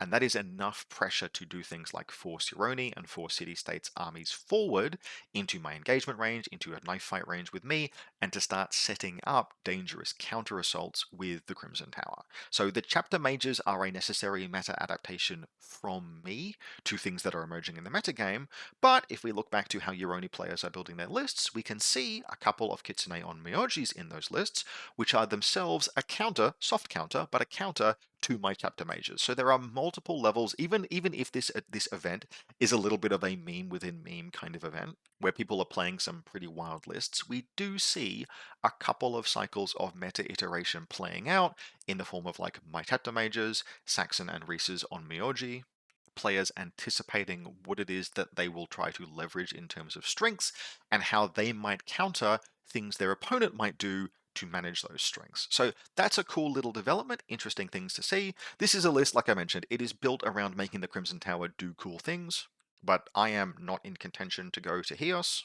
I'm not under any particular pressure to perform super well at this event, and frankly, I think this list will do just fine, and I think it will make big, powerful cavalry charges that will make me happy. Next, we have our 2 city-states players. Now, the first of these is Canberra local Michael. And Michael is one of the 2 players at this event who is in contention for a trip to Heos. Now, from looking at the rankings, he would have to perform very well, but it is within shot. And I think his list kind of reflects that. This is just like good, solid, sensible city-state stuff with a couple of flourishes that aren't like meme level picks. They are things that Michael has been working on and testing and trying to get to work, and which he is practiced with, even if they might be a little bit off meta by international standards, they're things that work for him and which he understands. So we're starting with, this is not hugely a surprise, an Aristarch Warlord. Now, the Aristarch is not the only viable Warlord pick in city-states, but it is a very, very good one, and the ability just once per game to start your round with a card in the strategic stack just unlocks a lot of potential that you would otherwise have to forego tempo in order to take advantage of. In the faction, it's just a really, really big deal. He has Inscription of Impact Resistance and Initiative, and is going to be playing in a very large block of Phalangites, which includes a Dorolades upgrade and Sacred Band veterans. Initiative gives them threat range, Impact Resistance gives them resilience, They'll have Tenacious, they'll be rerolling Resolve rolls of 6. This is just a good, solid regiment, and we will see a unit of Sacred Band later in the list, so this is also a regiment that can be healed. Sacred Band healing isn't a ton of healing, but it can reasonably reliably restore like a stand or, heal up wounds on damage stands. It does add up in terms of resilience. We then have a fairly large block of Thorakides. This is 4 plus a Minotaur Therian Auxiliary and an Andromarchos. These guys are a very solid and dangerous early game regiment. They resist enemy ranged fire. They are flexible in terms of they can move very aggressively. They have fluid formation coming off the strat stack, and they are easy to give priority of the strat stack to in the early turns when they most need it. And they're also very good at destroying objectives. We're going to see a Mechanist later in this list. The Mechanist to make them heavy, which means firstly they can score, and secondly they can one-shot objectives. Now he does need to pass the roll to cast a spell, but he's reasonably good at that, and there's backup in case he doesn't get it off. And that backup comes in the form of some of the chariots that we'll see here. Now there will be 4 chariots in this list, 2 Scorpios and 2 Flogobolans. And generally, what you will see in this list is that at least one of the Flogobolans will move up on turn 2 to support the Thorakides if they're given objective destruction duties. Now, the ideal is that the Mechanist successfully makes them heavy, so they can just one-shot objectives, well, two-shot, right? But they impact with the Therian, deal a wound that way, and then easily deal 2 wounds with the Clash. But if either the spell fails or something else fails about that roll, maybe the Minotaur craps out, well, you have the Flogobolans present to finish off objectives. So this list is very good, in particular at getting like one objective early, which can matter a lot in a lot of scenarios. We then have an Eparchos leading a 5-strong regiment of companion cavalry. Now, Michael has been experimenting with different companion cavalry loadouts, trying out initiative on the Eparchos, but in this list he has gone back to his sort of like better well-known, his safety pick of initiative on the Phalangites. Makes perfect sense, the Phalangites benefit from it a great deal, whereas the cavalry are kind of fast enough themselves to play just off the back of their speed 8 if they need to. Now, 5 companion cavalry is a fairly large regiment, but at only 40 points per stand, it's kind of affordable. Now, the Eparchos in this case is kitted out for dueling. He has both a Featherblade and Disorienting Strikes, and I would kind of make the case here that this is a little bit of fat in the list. We have already seen a lot of regiment attachments, and Featherblade and Disorienting Strikes are both upgrades that you tend to see when your opponent had 10 points spare. And in this case, seeing both of them, plus these unit upgrades, kind of makes me think that maybe we could have just seen an extra stand somewhere in the list, rather than pushing out the luxury quite as far as the list has. We then see a regiment of Sacred Band. This will be the only heavy regiment, so they will always guaranteed turn up on turn 3, and they will usually move up to support the Phalangites, where they'll offer healing and just be a fairly dangerous brawler regiment. Sacred Band are only 190 points, they can self-heal, they are reasonably solid defensively with 5 wounds, defense 3, resolve 4. They're dangerous in melee, they're just solid. The community is like a little bit down on them, I have found. That might be changing over time, but in this list they are the only heavy regiment. They will always be able to turn up reliably on turn 3, and they are both solid by themselves and synergize with plenty of other things or with one other thing in the list, but that one other thing is a big deal. Being able to just offer some support to the Phalangites regiment if it's needed is just a little bit of extra cherry on top in terms of value, and it also means that this regiment can add something to the battlefield the turn that it arrives, which means that as far as heavy regiments go, it's costing you marginally less like tempo than a heavy might already do so. This is the kind of list that I actually really quite like, Sacred Band. We then have the Mechanist. Now this is a really support configured Mechanist. He is going to be in a regiment of Hoplites with a Hasburst and a Lokagos. The Lokagos I think is interesting and really important here, because the Mechanist, yes, his resolve is higher than the Hoplites, but he's not really improving the durability of the Hoplites. But by having the Lokagos in this regiment, you have a Hoplite regiment that is able to benefit from the resolve stat of the Warlord and benefit from the battlefield orders of the Warlord, and so all of a sudden this is actually a really, really durable regiment. Once the Aristarch has activated, this regiment will be benefiting from Untouchable from his battlefield orders, and it will be Resolve 6 against most attacks in the front arc for quite some time. So it's very, very durable, and it is ferrying around a Mechanist that is doing 2 different things. Firstly, the Mechanist will be casting his spells every round. Usually that will be doing something like trying to give out either Juggernaut to a regiment with his spell, or by giving out heavy to a regiment, to the Thorakides, generally speaking, as mentioned. He's also generating that interference aura, which is just very valuable against certain armies. And then finally, he also has Arista. And so Arista is a second way to hand out Juggernaut in this list, which means that that Mechanist can be giving 5-inch charges to 2 different regiments in this list. He can give it to the Thorakides, he can give it to the Companion Cavalry, he can give it to the Phalangides, he can even give it to his own regiment. And so for just 100 points, this little dude is basically a support machine. He's combining interference and spellcasting and the Arista. And because he's in this like defensive little bunker that can just hold a point and be kind of central, he's not costing you positioning on, like, say I wanted to put the Arista on the Eparchos. Well, it would be really good on the Eparchos because it would give the Companion Cavalry Juggernaut, but then once the Eparchos goes off and makes a charge, he takes the Arista with him. By having it on the Mechanist, you have this little locus of support that can just continue to augment all of the models around it while also being a durable anvil regiment. It is one of the recent little innovations of Michael. Michael is very good at finding these kind of little edge packages in city-states, and it's been really cool to see him develop this particular bit of setup. Now, ultimately, this is a list with just a bunch of the high notes in city-states. It's got some durable pieces, some solid infantry, it's got the early game flexible aggression of the Thorakides, it's got 4 chariots, it's got cav, just everything in here is good and solid, and I expect Michael to perform well with this. He's well practiced with it, and it's doing a bunch of things that he is familiar with, and which he's developed, and it's cool to see that kind of stuff in play. Now, our second city-states list, and possible contender for best list name this event, is Starkey from Nara. And in extremely stark contrast to Michael's list, this is some serious meme cred that we have going on here.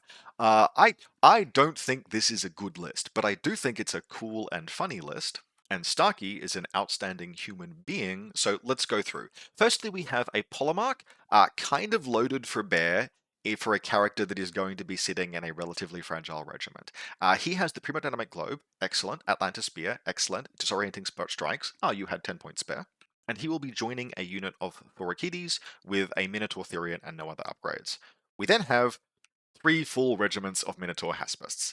Um, I don't think that's good, but it is possible that the durability that you get from Haspists, right, they are kind of tough-ish for the points cost, maybe taken en masse, the fact that they are serviceable brawler regiments that can move up the field quickly will produce some kind of an output. I don't think this is good, but I'm prepared to be surprised. And I think some people will be surprised by playing against this. We then have an Hipparchos with impact resistance and initiative. That is an awful lot of upgrades on this character, but he will be joining a 5 stack of companion cavalry. Now, Inscription of Impact Resistance is not true tenacious. It is a draw event that you have to trigger. And so making it work on companion cavalry can involve a little bit of pressure on timing. Initiative is a bit of pressure there as well, where to benefit from initiative, like they really benefit from initiative. The free reform on them gives them huge threat ranges. But it means that you have to benefit from everything, you have to have the Hipparchos activate and trigger Inscription. Then you have to to strategic stack the companion cavalry. Then you have to activate the companion cavalry. And so there are all of these timing steps to getting them to full effectiveness that involve jumping through hoops that you can absolutely do in the early and even the mid game, but begins to kind of like fray a little bit over time. We then have a pair of Scorpios. Yep, chariots, excellent. Should there be more chariots in this list? Probably, but we're not here for that. We're here to meme. We then have an Aristarch Warlord with Blades of Achaedes. Yep, excellent. Very, very dangerous character. Goes in a unit of hoplites, and this is just 5 hoplites. They are just here to be durable. The damage output is going to be coming from the Aristarch and all of the other regiments around him. We may even see the hold rule on hoplites, which gives opportunists to other things punching on with a regiment that like is engaged by the hoplites. Gives you a bit of a gang up effect. It might even benefit the hoplites themselves, although I think the rules are a little unclear on that. I don't think it does, but I would need to check. And then finally, the only heavy regiment in the list, a unit of 3 Minotaur Therians. Again, city-states are kind of a faction that is very serviceable at running 1 heavy regiment, but doesn't really want to run more. But Therians are a very, very dangerous heavy regiment, just a ton of damage output. Yes, a bit fragile, but less fragile than you would think. Therians are exactly the kind of regiment where you deliver a good solid punch to them and then deal like 11 wounds, and so that means there are still 2 Therians standing there ready to punch you back. And when they do, they punch back hard. Now, is this a good list? Well, if you cut 9 stands of Minotaur Haspists, it probably would be. But given 9 stands in Minotaur Haspest is like a quarter of the entire list, doing that would fundamentally change the highly cow-centric identity that has been established here. Now, look, ultimately, this list it's a little bit of a bit, right? It is committing to a meme, but it is committing to a meme with some other cool stuff around it. The list still has chariots, the cavalry are solid, we're even going to probably see some good use of the hoplites and the rule hold, and we might even see some particularly interesting hammer and anvil materialize outside of the hoplites. One of the things about like 3 regiments of Haspests is that they aren't fragile, right? Like they're less durable than perhaps you might think from minotaurs holding enormous shields. But it is still very difficult to convincingly one-shot those guys. It is extremely common, even if you swing a decisive punch at Haspests, that there's a little bit left in the regiment to hold you down for just 1 activation more than you'd like. And given that this list has some real significant counterpunch options in the form of the cavalry and the Therians, and even just the Thorakides regiment that the Polemarch is in, I think we can genuinely expect to see some games where Starkey's regiments bog down his opponent and then something sweeps in and cleans up the pinned enemy regiment. But realistically, 9 stands of Haspest is probably like 8 more stands of Haspest than most lists should have at the moment. Still, credit to Starkey for the bit, it's a super cool list, we'll see how it does. Up next, we have our 2 Dweghom players, starting with Ryan. Now, Ryan's list begins with a Hold Reg Warlord, notable because the Hold Reg has taken the Burgont Reg Mastery. If you're not familiar with this mastery because you've never seen it before because nobody takes it and you're running what it does is it lets you take the Reg out of a regiment that he would be good in, like Initiates, and put him on the back of an Ironclad Drake, which he's bad in. There is virtually no tactical benefit to this mastery other than having your warlord ride on the back of a dragon is super cool for style points, even if it is otherwise basically just a way to spend 25 points to weaken your army overall. Now, that probably slightly too scathing criticism aside, the Hold Reg as a warlord is gaining increasing popularity in Dweghom players as they explore the outer limits of their faction. And there is something to be said for the very simple consistency of it. You are just very, very good at scoring with this regiment, with this army rather. Every command stand is every command stand and every character stand, I think, are scoring. It means that you don't need to faff around casting spells, don't need to worry about failing.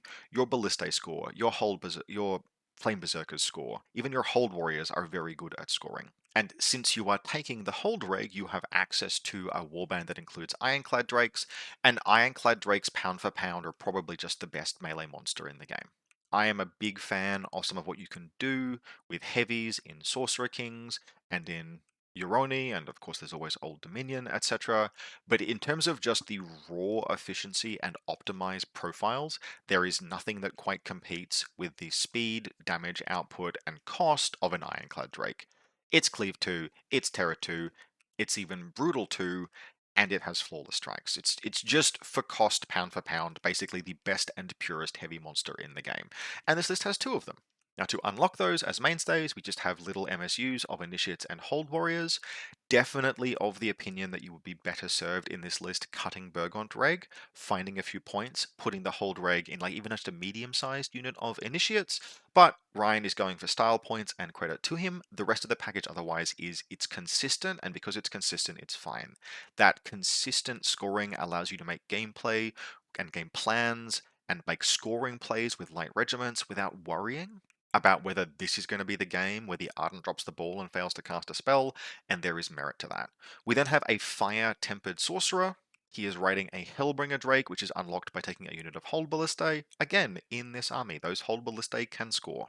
This list is very good at exerting early game scoring pressure, and you kind of have the flexibility to take a Fire Sorcerer, where in a Tempered Creed list, you would probably be thinking more about Magma, because Magma Sorcerers are better at consistently generating tokens.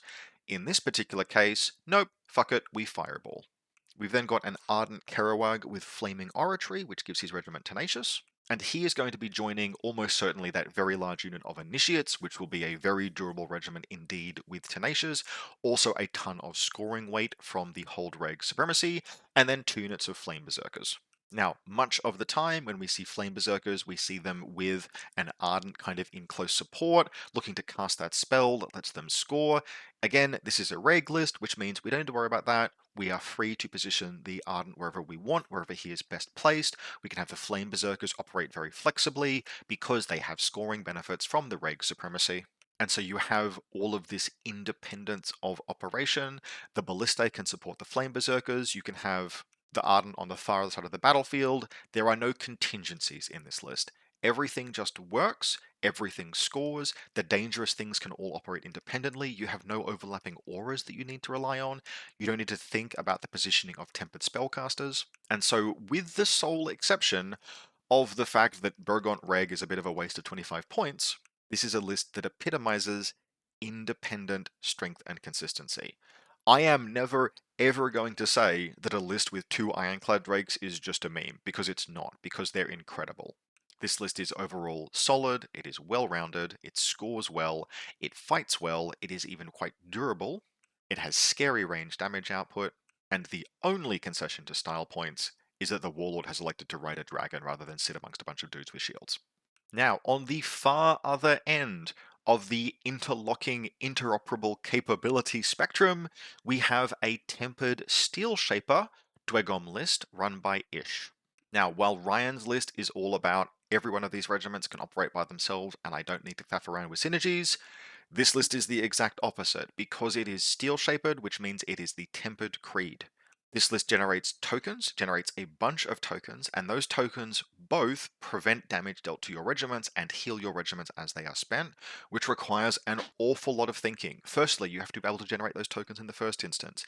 Then you have to have sorcerers nearby to spend them on regiments that are being hit. Then you have to dole them out very carefully. Because this isn't a tempered sorcerer warlord, it's a tempered spell shaper warlord, you get a lot more benefit per token, but you generate fewer tokens.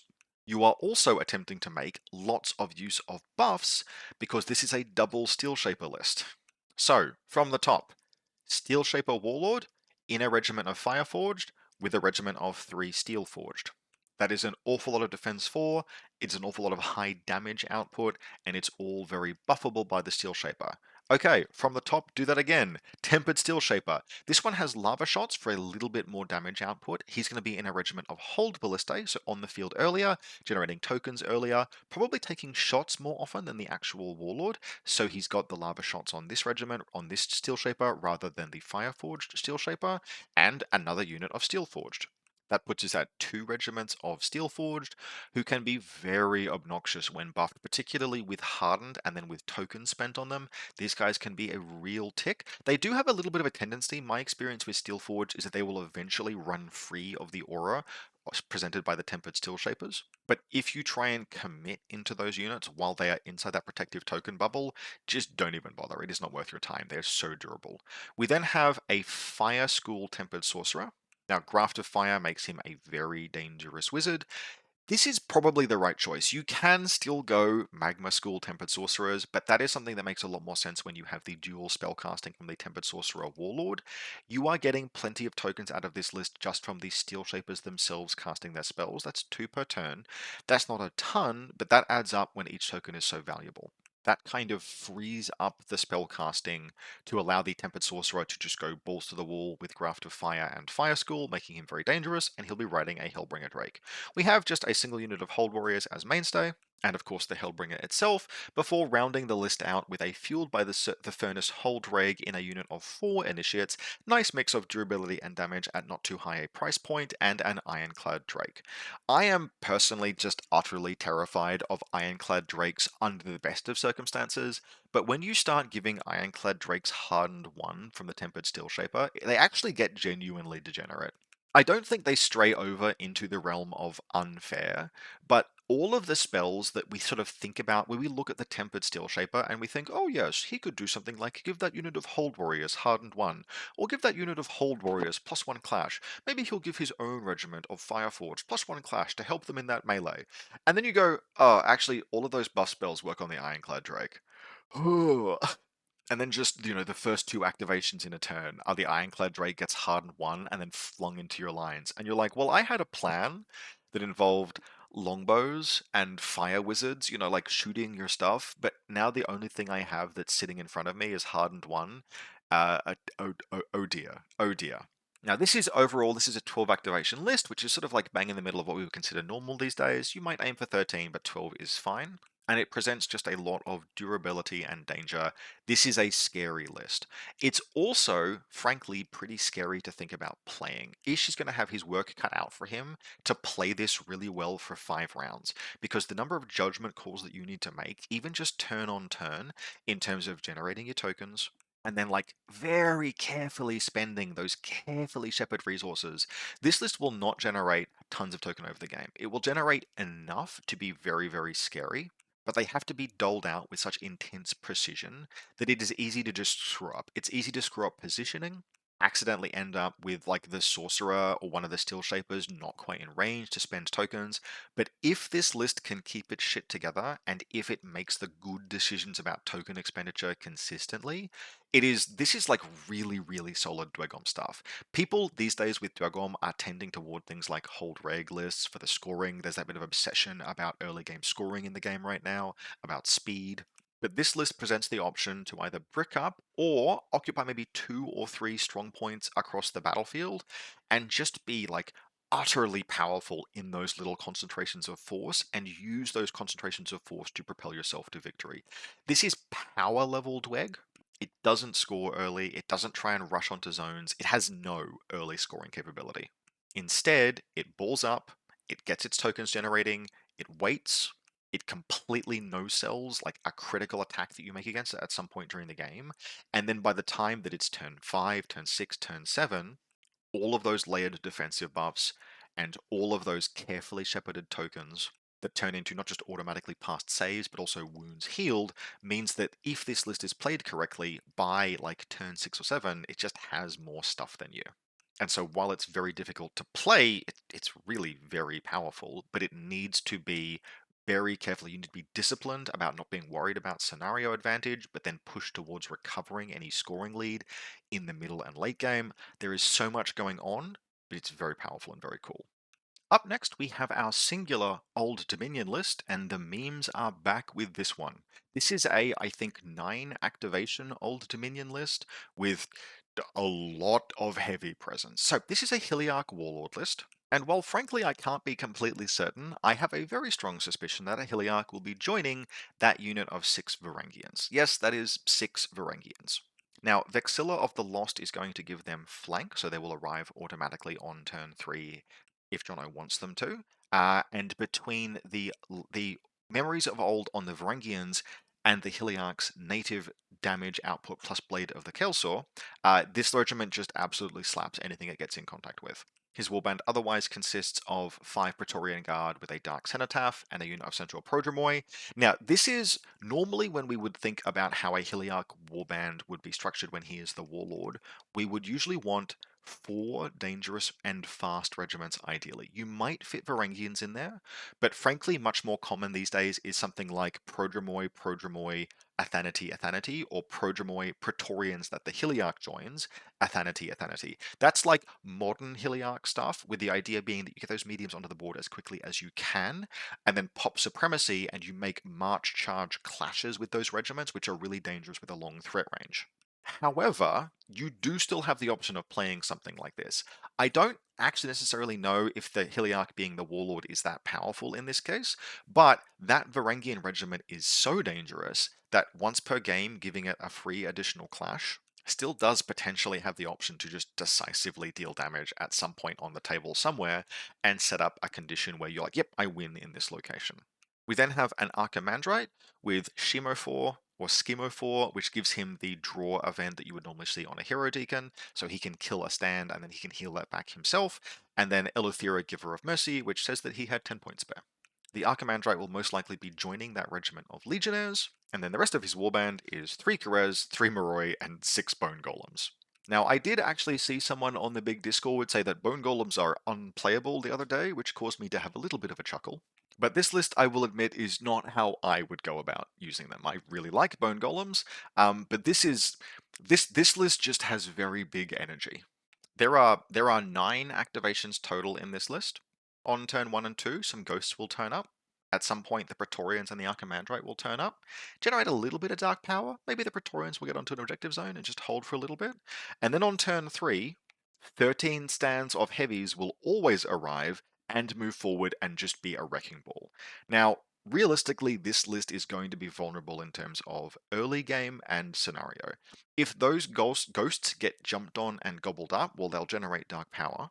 But it's going to be important that Jono does not overextend them and just uses them to secure a little bit of space to get some models into a scenario zone and just kind of like hold some territory and build some space to roll out from, because this list absolutely wants to have its focus on what is happening when those Wrecking Ball heavies get onto the field and start killing things.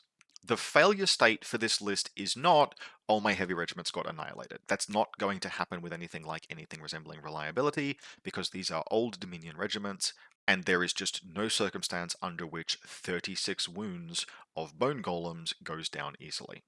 But what can happen is that shitty little regiment after shitty little regiment gets thrown in the way of them to pin them back and hold them down while your opponent runs away with a scoring lead. Now, modern Old Dominion lists make excessive use of dark power independent medium regiments like Athanati and Ghosts to basically make those problems kind of non-issues. They have less of a focus on the late game and really just say, yeah, at some point I'll have a whole bunch of dark power and my regiments will be more powerful as a result. That'll be nice when it happens, but I'm going to play the same game as everyone else is with this focus on the early game. This list does not say that, and so it needs to be very judicious about carefully hoarding the early game resources that it does have, not get pressured by scenario, not worry too much about that, play a little bit quickly until those big heavy regiments can turn up, and they will always both turn up on turn 3, at which point the game actually becomes not so much about the heavy regiments themselves as about cleaning off anything that would slow them down using your things like your Archimandrites, your Karez, your Ghosts, your Centaur Prodromoy to engage enemy roadblock regiments so that you can actually connect with significant enemy resources with the heavies. Whatever those heavy regiments touch, they will kill. That's not a concern. The concern is actually enabling the delivery of them, and that's going to be what Jono has to focus on. Now, Jono is kind of a newer player. He's just been playing Conquest for a little while, but not like a whole ton. But I am aware of the fact that I think he's had like 4 or 5 practice games in the last week alone. So he is gearing up to actually make a solid run with this list. I do think it's going to be something of an inevitability that, like, sooner or later this list will play in Maelstrom, for example, and it just won't quite be able to clear off the zones in time. It will probably have at least one game over the course of 5 rounds where it just loses the game on scenario because it can't compete early enough and it just falls behind a little bit, maybe reinforcement rolls let it down on the mediums, something like that. But I also expect it to have games where it runs into someone who is just completely unprepared to bring to bear the level of force economy that is needed to tackle those super heavy Death Star regiments. I think this list is like 50% funny, 50% interesting, and has some potential absolutely to win some games. I want to hear how it goes.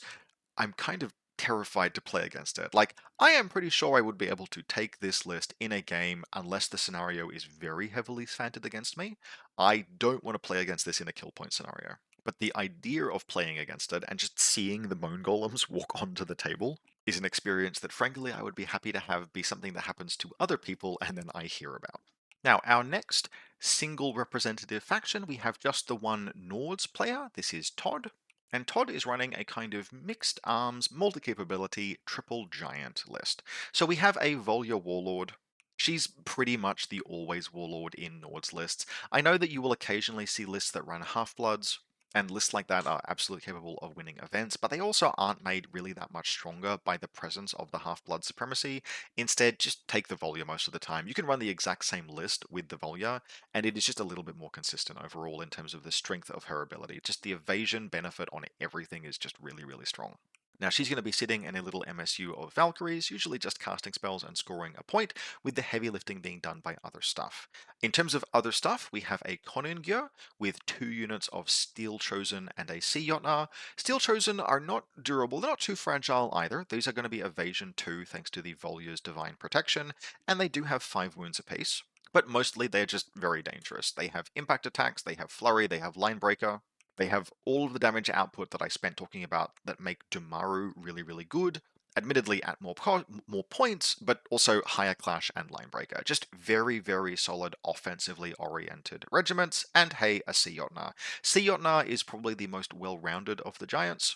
The extra action, the free volley action, makes him very flexible, lets him unjam himself if he's engaged with like a single enemy regiment with a single wound remaining, stuff like that, or put more damage into whatever it is that he's dealing with. Triple activations are always very, very good, and a free barrage is one of the better triple activations that you can get. We then have a Vargir Lord. Now, he has no upgrades from the looks of it, but he has a unit of 3 Werewolves, a unit of 3 Golter, and a unit of 3 Uga. Now, I actually have no idea which of those regiments he's going to join.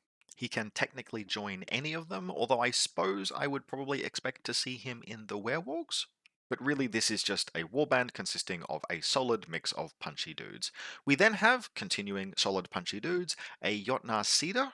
Now, this Cedar is armed with a spear. I personally favor the axe, but it is ultimately just a personal choice, and he has a Mountain Jotnar in his warband to unlock him. That makes this a double heavy list, which by Nord standards does mean this is a slow run out. There is a 2 in 3 chance in any given game that you're going to have one of the 2 heavy giants, that's the Jotnar Cedar and the Sea Giant, not get onto the battlefield until turn 4. Now that isn't necessarily the end of the world, particularly with the Sea Jotnar. The Sea Jotnar being able to come in off of a flank and make a free volley the turn it arrives is still pretty good at influencing the game on that turn of arrival. So as far as turn 4 heavies go, the Jotnar Sea Giant rather is one of the best ones to arrive on turn 3, but it is still a lot of force off the board. This is overall a very non-traditional Nord list in that respect. There is only one light regiment in the entire list, in the form of the werewolves, who, can turn up, they can set a reinforcement line, they are March 7, so they are pretty quick. And then after that, it is all just mediums and heavies. And in particular, like with the exception of the Valkyries, who are pretty chill, probably want to just claim a zone, it's all high damage medium or heavies. There is nothing here that is tremendously durable, but there is also nothing that does not absolutely deliver a punch. That makes this a fairly solid brawling list.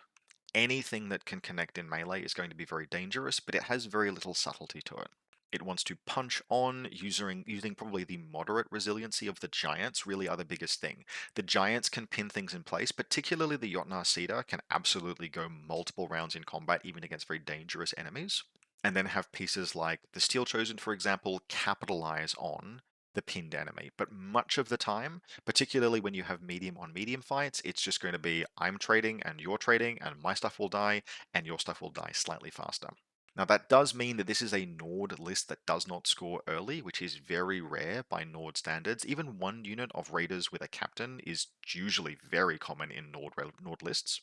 But I think this list can bring so much aggression to bear when its offensive culminates that the 2 or 3 points you might score with the unit of raiders is actually just not front of mind. This list has a very violent agenda. It wants to punch on very aggressively, and unusually by the standards of Nord lists, it's actually well set up with those giants to score in the late game rather than the early game. That makes it pretty interesting, even if I think there is probably a very good argument for having maybe one less medium regiment in perhaps the Vargir Lord's warband and just have one unit of raiders to score in the early game. I think that's probably something that might have been sensible, but is by no means obligatory, and opting for more focus instead means you have more punch. Getting those raiders in would mean cutting something like Golter or cutting something like Uga, and those regiments are dangerous in a way that raiders are not. And so, continuing the theme of interesting experimental stuff, this is another interesting and experimental list that I'm very interested to see how it performs over the 2 days. Now, second to last faction, we have Sorcerer Kings, hot off the back of some very aggressive buffs in the last balance update. Not necessarily one significant thing where it's like, oh, they buffed X about Sorcerer Kings, X is overpowered, but Sorcerer Kings were the recipient of a near total rework, and that rework can kind of best be described as mostly comprising of quality of life changes, but those small quality of life improvements, making things easier to use, making things a bit more powerful, arrived in such volume that they have been catapulted into the position of probably the most powerful faction in the game. With the caveat that that opinion is very difficult to form reliably only on a theoretical basis. I've done quite a lot of thinking about Sorcerer Kings, and I've had some games against Sorcerer Kings, and there is a little bit of a disconnect between the two. When you look at Sorcerer Kings and you look at the theoretical maximum they can achieve, they just look broken as absolute shit. There's stuff in this faction where it's like, oh, this is just the best range regiment, and oh, this regiment has a 24-inch March Charge Clash melee threat. So what? It has a what March Charge Clash melee threat? You meant 14 inches, right? No, 24 inches. There's all sorts of that sort of stuff that exists in this faction, but, and this is the really big thing, there are still hoops that have to be jumped through, and not all, but much of the time, that theoretical maximum is only theoretical, or it's consistently, like you can consistently accomplish that perhaps once per turn, but not as the first activation. You have to spend time to reach that level of power. You have to cast your buff spells. You want to do it a second time, you have to do the second buff spell. So while the upper limit of what Sorcerer Kings can accomplish, particularly when viewed on paper, looks just obscene, I think the practical assessment of them has to be, yes, actually, possibly the game's most powerful faction, but not ultimately because of one X broken thing, and with some genuine actual handbrakes on them in play that need to be overcome by players, timed carefully, managed particularly in terms of what we might call tempo over the course of a turn, some genuine limitations that prevent them from routinely reaching that theoretical maximum. Anyway, with all of that said, this list belongs to Alan and is just a really solid hybrid list. Now, elemental courts these days there are four: water, air, fire, and earth, but practically speaking, we only have air and fire to play with right now. There are no available water elementals, and there is a single available earth elemental, which believe me, we will see in the next Sorcerer Kings list.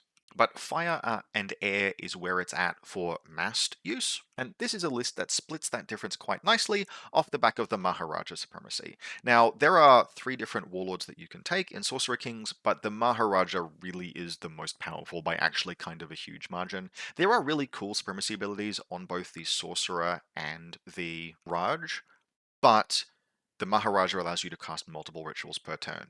You have to jump through some hoops. There's that caveat again. You do have to do work to have the Maharaja reach his apex of strength. But as a general rule, the Maharaja will usually be able to use two rituals per turn rather than one, and in some terms, some rounds will be able to use three rituals per turn. And that means, on average, over the course of a game, he is going to be able to use something like 5 or 6 or 7 more meaningful rituals than any of the other warlords, and there's just no contest. There is no contest in terms of the strength of the supremacy between that, right, 5 or 6 or 7 rituals versus whatever it is the Raj and the Sorcerer are doing, which means that we are only going to see Maharaja's supremacies for the foreseeable future, just because of the level of consistent power that he brings. He also lets you marry up courts, which is really nice. Now, there is still some friction there, right? He allows the elementals to generate tokens for any ritual, not just one of their court, but the spellcasters still generate only the token associated with the spell that they cast. So the Maharaja himself can cast fire or air spells, and if he is preparing an air ritual right now, then casting an air spell will generate a token. But if he wants to cast a fire spell, or perhaps more likely, if he wants to generate a fire ritual, but cast an air spell, that is still a point of friction. You will still potentially waste some ritual markers there over the course of a game. Now, he is going to be in a unit of Mahabharati initiates. These guys are just good, solid, dangerous melee troopers. A little fragile, but less than you would think. They have good resolve, they have evasion, which is okay, and they're very hard to injure with spells. Now, the Maharaja is a capable combat character, so that regiment can do all sorts of dangerous things. The Maharaja could cast a fire spell to give deadly blades and cleave to the regiment. Deadly blades, I think, being the main thing there, since they have cleave already, and then chain in to activate them with the entourage rule and then deal a bunch of damage. Also, really valuable is there is an air spell that allows a free reform, and so if you're playing against this list, you really do need to think about the Mahabharati initiates as if they had fluid formation, because you can have the Maharaja activate, cast a spell, automatically succeeding because of their rule, to give the initiates a free reform, and then entourage chain into those initiates, giving them actually really significant threat ranges because a 4-wide regiment with fluid formation and speed 6 charges a really long way. Also has unstoppable, so yeah, just good, consistent, dangerous melee regiment. Very lightly fragile, but only very lightly. We then have 2 units of Efreet Flamecasters, and these guys are the guys that we're talking about when we're saying, well, this is the most powerful range unit in the game. Once you stack a couple of different buffs, that is the Inflamed rule and then the Court of Air spell Homing Winds, these are the most dangerous range regiment in the game for their cost. But it is worth noting that there are two different hoops you have to jump through to have both of those things happen.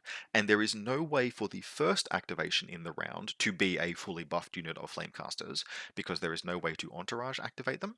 You have to have a wizard cast Homing Winds, spool up the 4 rerolls, then find a way to get inflamed onto them, which you can do with a ritual. And at that point, they can activate and do disgusting things, like just truly ridiculous number of hits. They have exploding 1s and 2s and full rerolls, which means the average number of hits per die they throw at you is something like 1.1 hits per die. You know, you can just expect to have chunks of regiments disappear to each volley from these guys, but only with appropriate setup. And also with the note that there is only one Aircaster in this list, so only one Homing Winds, which means the second Flamecaster regiment will only be doing 5 shots per stand, 1s and 2s explode, but without rerolls. Anyway, we then have a Raj. This guy is an absolute blender character, sitting somewhere at like 3rd or 4th best melee character in the game on a small base, ignoring monsters. He has tons of attacks, he deals tons of damage, and he joins a unit of Efreet Sword Dancers, which he then further buffs by giving them Deadly Blades and Cleave.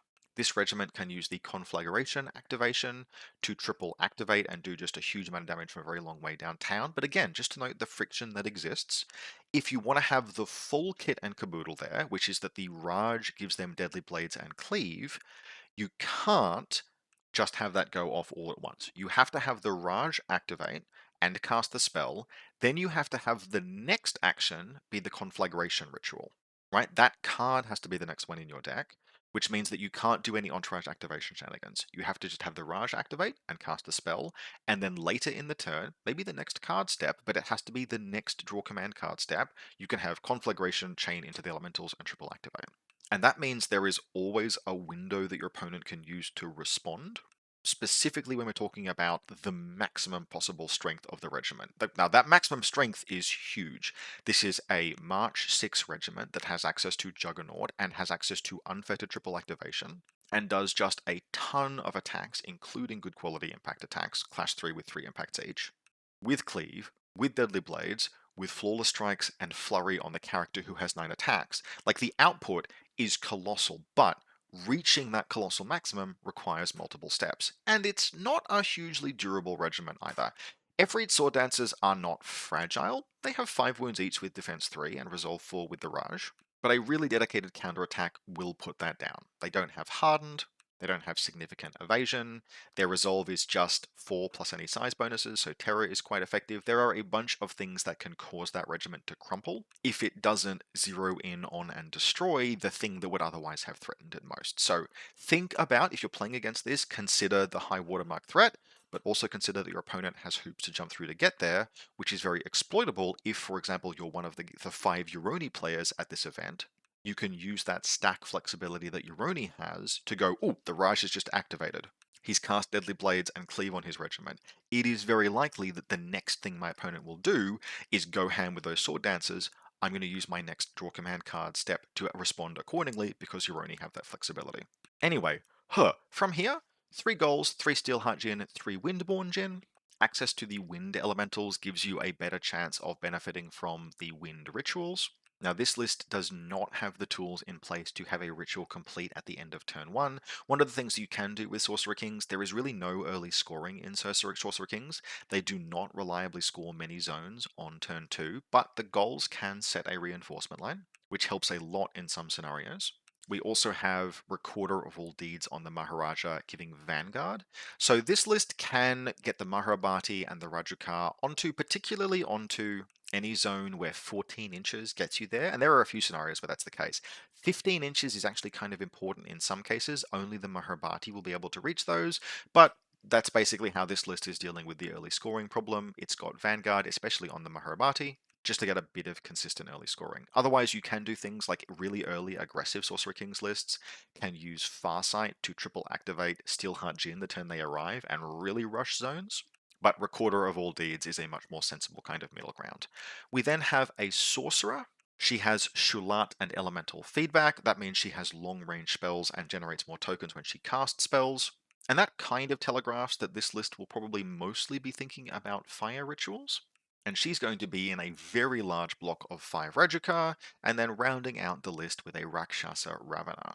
Now, my personal take would be that the Rakshasa Bakasura is the scarier of the two Rakshasa. The Ravana has bonuses against monsters, the Bakasura has bonuses against characters, and while you cannot guarantee that there is a monster in every list, you can absolutely guarantee that there is always multiple characters in every enemy list, and so the Bakasura tends to be a bit more consistent in terms of having that like truly ridiculous threat ranges. But both are still sound and solid and dangerous, and the Ravana does have the advantage of being considerably cheaper. Now, overall, this is a list that is doing a lot of what we would consider to be good generic Sorcerer Kings list stuff. I would say Alan's focus has split himself perhaps slightly more across the two different courts than maybe he might benefit from.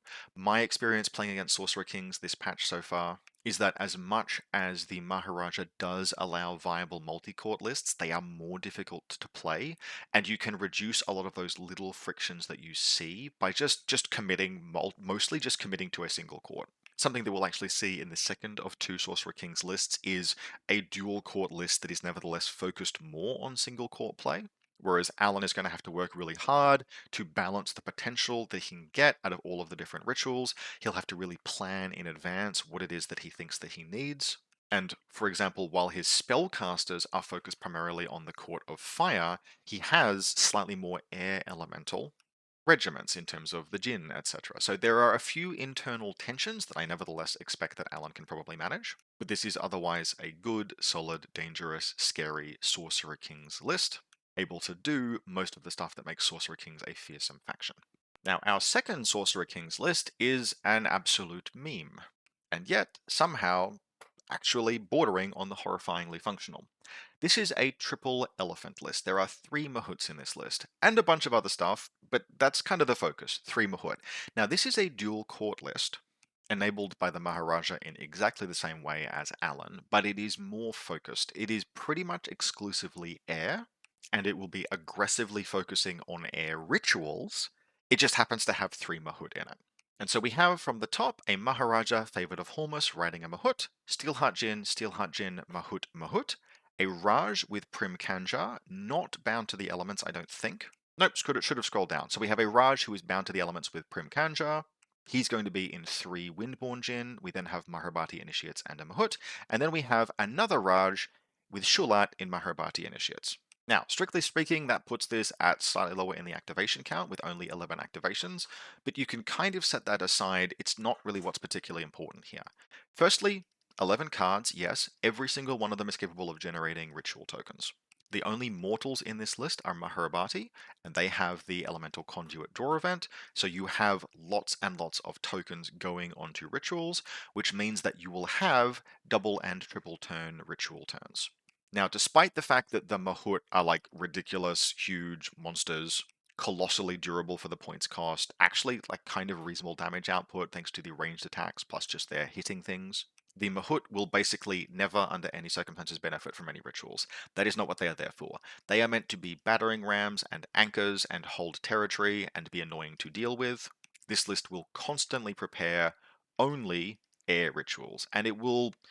Okay, whether or not it will split its attention between two different ritual types is basically down to how much of a toxic individual, sorry, how much of a mad gamer Penny intends to be, because this is a list that will absolutely be able to use Farsight aggressively. There are multiple regiments of Steelheart Jinn, which are just extremely fast with very long threat ranges off the back of the Farsight ritual triple activation. However, it is also distinctly possible that Penny will simply elect to attempt to cast 15 or 16 copies of Spiteful Winds over the course of the game. Spiteful Winds is the ritual that deals 4 hits to a single enemy regiment with no restrictions on range or targeting or line of sight. You just pick a regiment and it takes hits, and then every other enemy regiment within 8 inches takes 2 hits. Now that's not a ton, but 8 inches is quite a long way. And generally speaking, you will find that even lists that try and spread out or not run too many regiments will almost always have 2 or 3, usually 2 regiments will be in range to cop those extra little 2 hits, which means that generally speaking, Spiteful Winds is going to deal, 8 hits to the enemy army. And Penny is going to cast probably 15 copies of it over the course of a game. Now, quick math, carry the 0, that is 120 hits to the enemy army, as a result of the Maharaja's special supremacy and the army special rule. Now, those hits are going to be split apart. They are not going to be allocated with total efficiency. They will not all apply all at once, very obviously. They'll apply over the course of the game. And so there is opportunity playing against this list to get a little bit of value out of those regiments that are being targeted by this before they die, to potentially heal through some of the damage if you have access to healing. There is some counterplay, but it's also 120 hits to your army over the course of the game with no range restrictions, no targeting restrictions, and literally zero counterplay apart from hoping you have mechanical capacity to heal through the damage. I have had a game against a slightly less optimized version of this list where I lost 600 points or more of my army just to spiteful wins. Now, that was a very interesting game. I try and be a good sort. I am very glad to have had the experience, and this is a competitive event. But I will admit I do have some concerns about that as a potential new player experience. Even if at the competitive level I am forced to admit that I personally am playing the army that is the most vulnerable to it, because 100 Kingdoms are full of regiments that are literally defense 1 and also important to my game plan. The fact that Penny is able to just cast Spiteful Winds after Spiteful Winds after Spiteful Winds 15 or more times over the course of the game and just drill out crossbow regiments with chapter mages and longbows, the obscene damage that can be done there is a consequence of a weakness of my faction. And that's fine. There are allowed to be factions that have mechanical strengths that match up well into other factions' weaknesses. But yeah, I look, Penny, you're a wonderful dude, but like this is the only list I don't want to play against. Not because I don't think I have a chance to play. Like I don't. I think I have. I think I can beat this list if chips come. Like if the chips are down. If it really comes to it, and I roll a little bit well, and I make some of my defense 1 saves, and I don't have whole chapter mage regiments destroyed before they're able to contribute to the battle, and Penny's reinforcements go a little bit bad, because this is a triple Mahout list, right? You're going to have situations where it's turn 5 and the last Mahout is arriving. There's absolutely 100% a game to be played there, and Penny is a wonderful dude. But I just don't want to have to deal with making defense rolls against 15 spiteful wins over the course of a game. I just really don't want to. So, Penny, I hope you do really well. But if this event had some kind of reverse grudge mechanism where you could just pick one person not to play against, I'm afraid you would be it. Now, as we close in on the 2-hour mark, my jaw is getting tired, we finally have Wadrhun. These are going to be a pair of lists with some similarities, those similarities very specifically being that they are led by a Scion of Conquest. Now, the Wadrhun saw more revisions to their supremacy abilities over the course of the last update.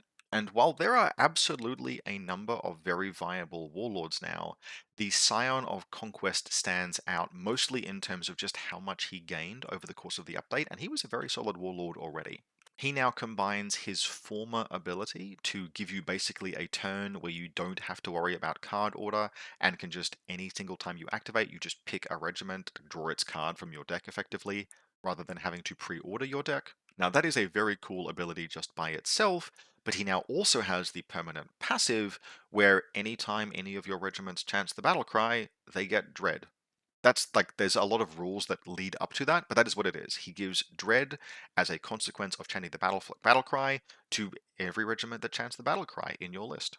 And dread is a little bit situational, obviously. It's a melee only defensive buff, but it is one of the best defensive buffs in the game in those situations where it applies. So, although the Scion of Conquest is by no means the only warlord that we see in Wadrhun lists, there are still plenty of other ones that are very good.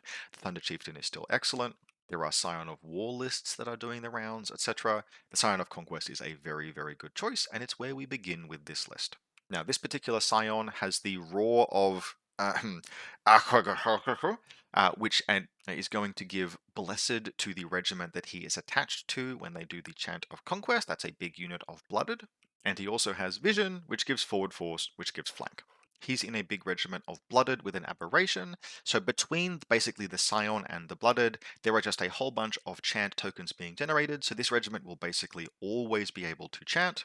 When they do, their evasion will rocket up to 3, they will get plus 2 inches of charge distance from their own proven warriors chant, and they will get vision, so they will get blessed from the roar.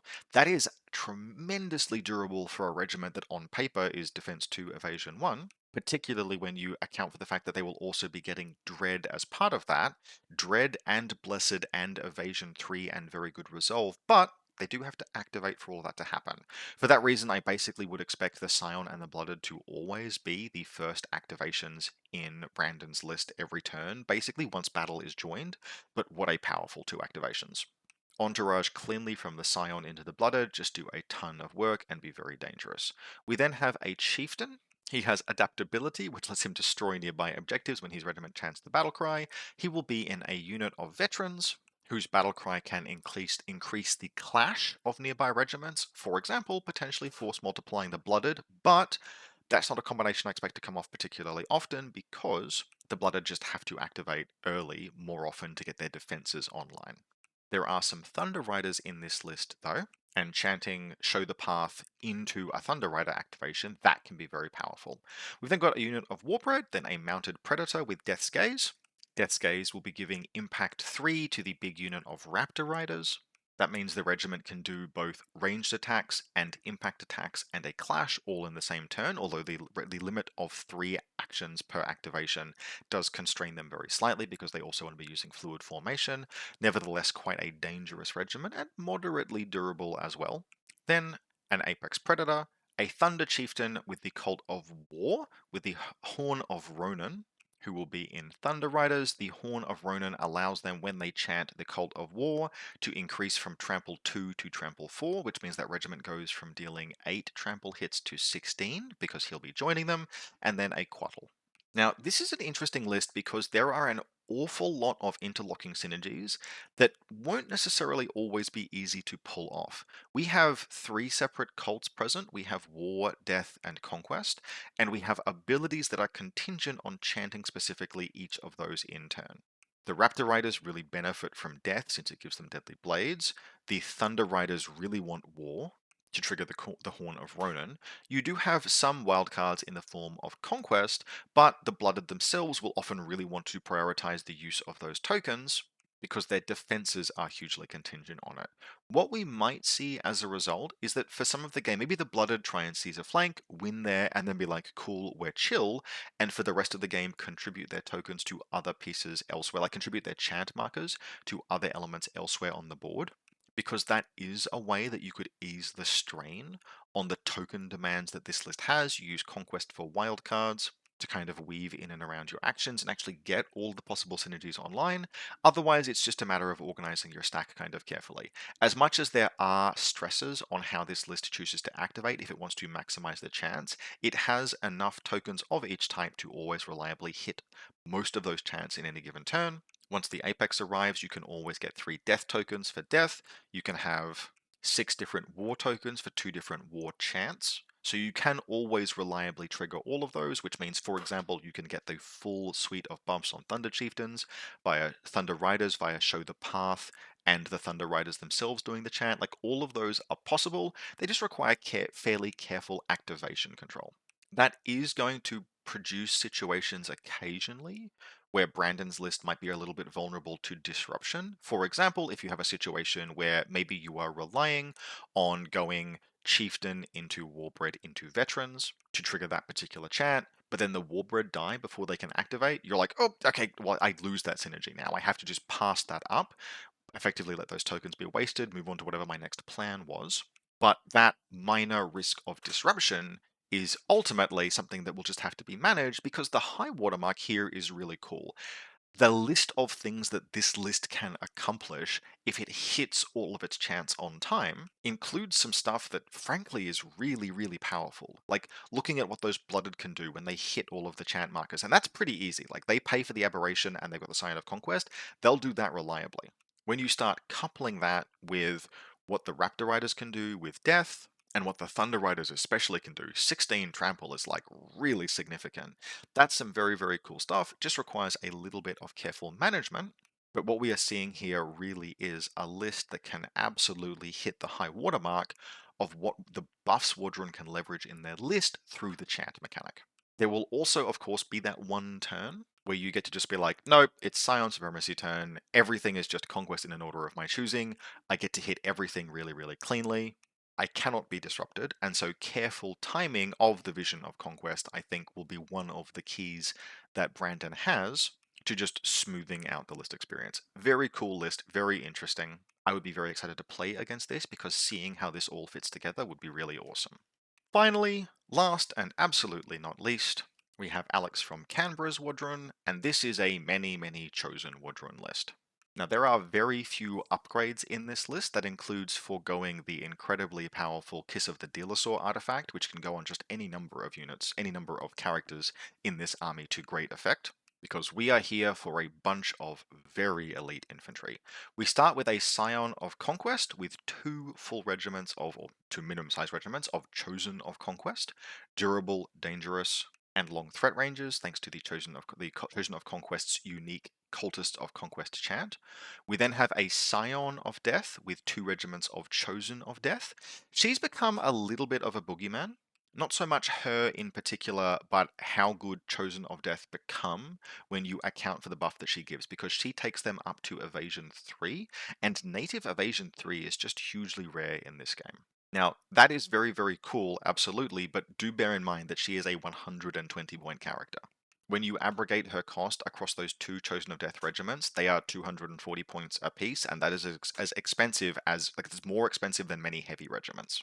So while I do think, yes, she's very good and she fits very well into this list, just be aware of the fact that she is very expensive, and it's the cost you're paying for her that is making the Chosen of Death as durable as they are thanks to that evasion. We then have a Chieftain. He is a Death Cult Tontor Rider Chieftain, so he'll be riding a Tontor, and in his warband he has 2 regiments of Blooded and a Tontor. Now, one of the things you may have noted is that there is no vision mastery here, there is no flank, we are really paying for nothing excess in order to fit all of this stuff. And so one of the things that is really important is just to have some superfluous medium reinforcement models that can just be like, you know what, the Blooded is arriving on turn 3 and turn 4.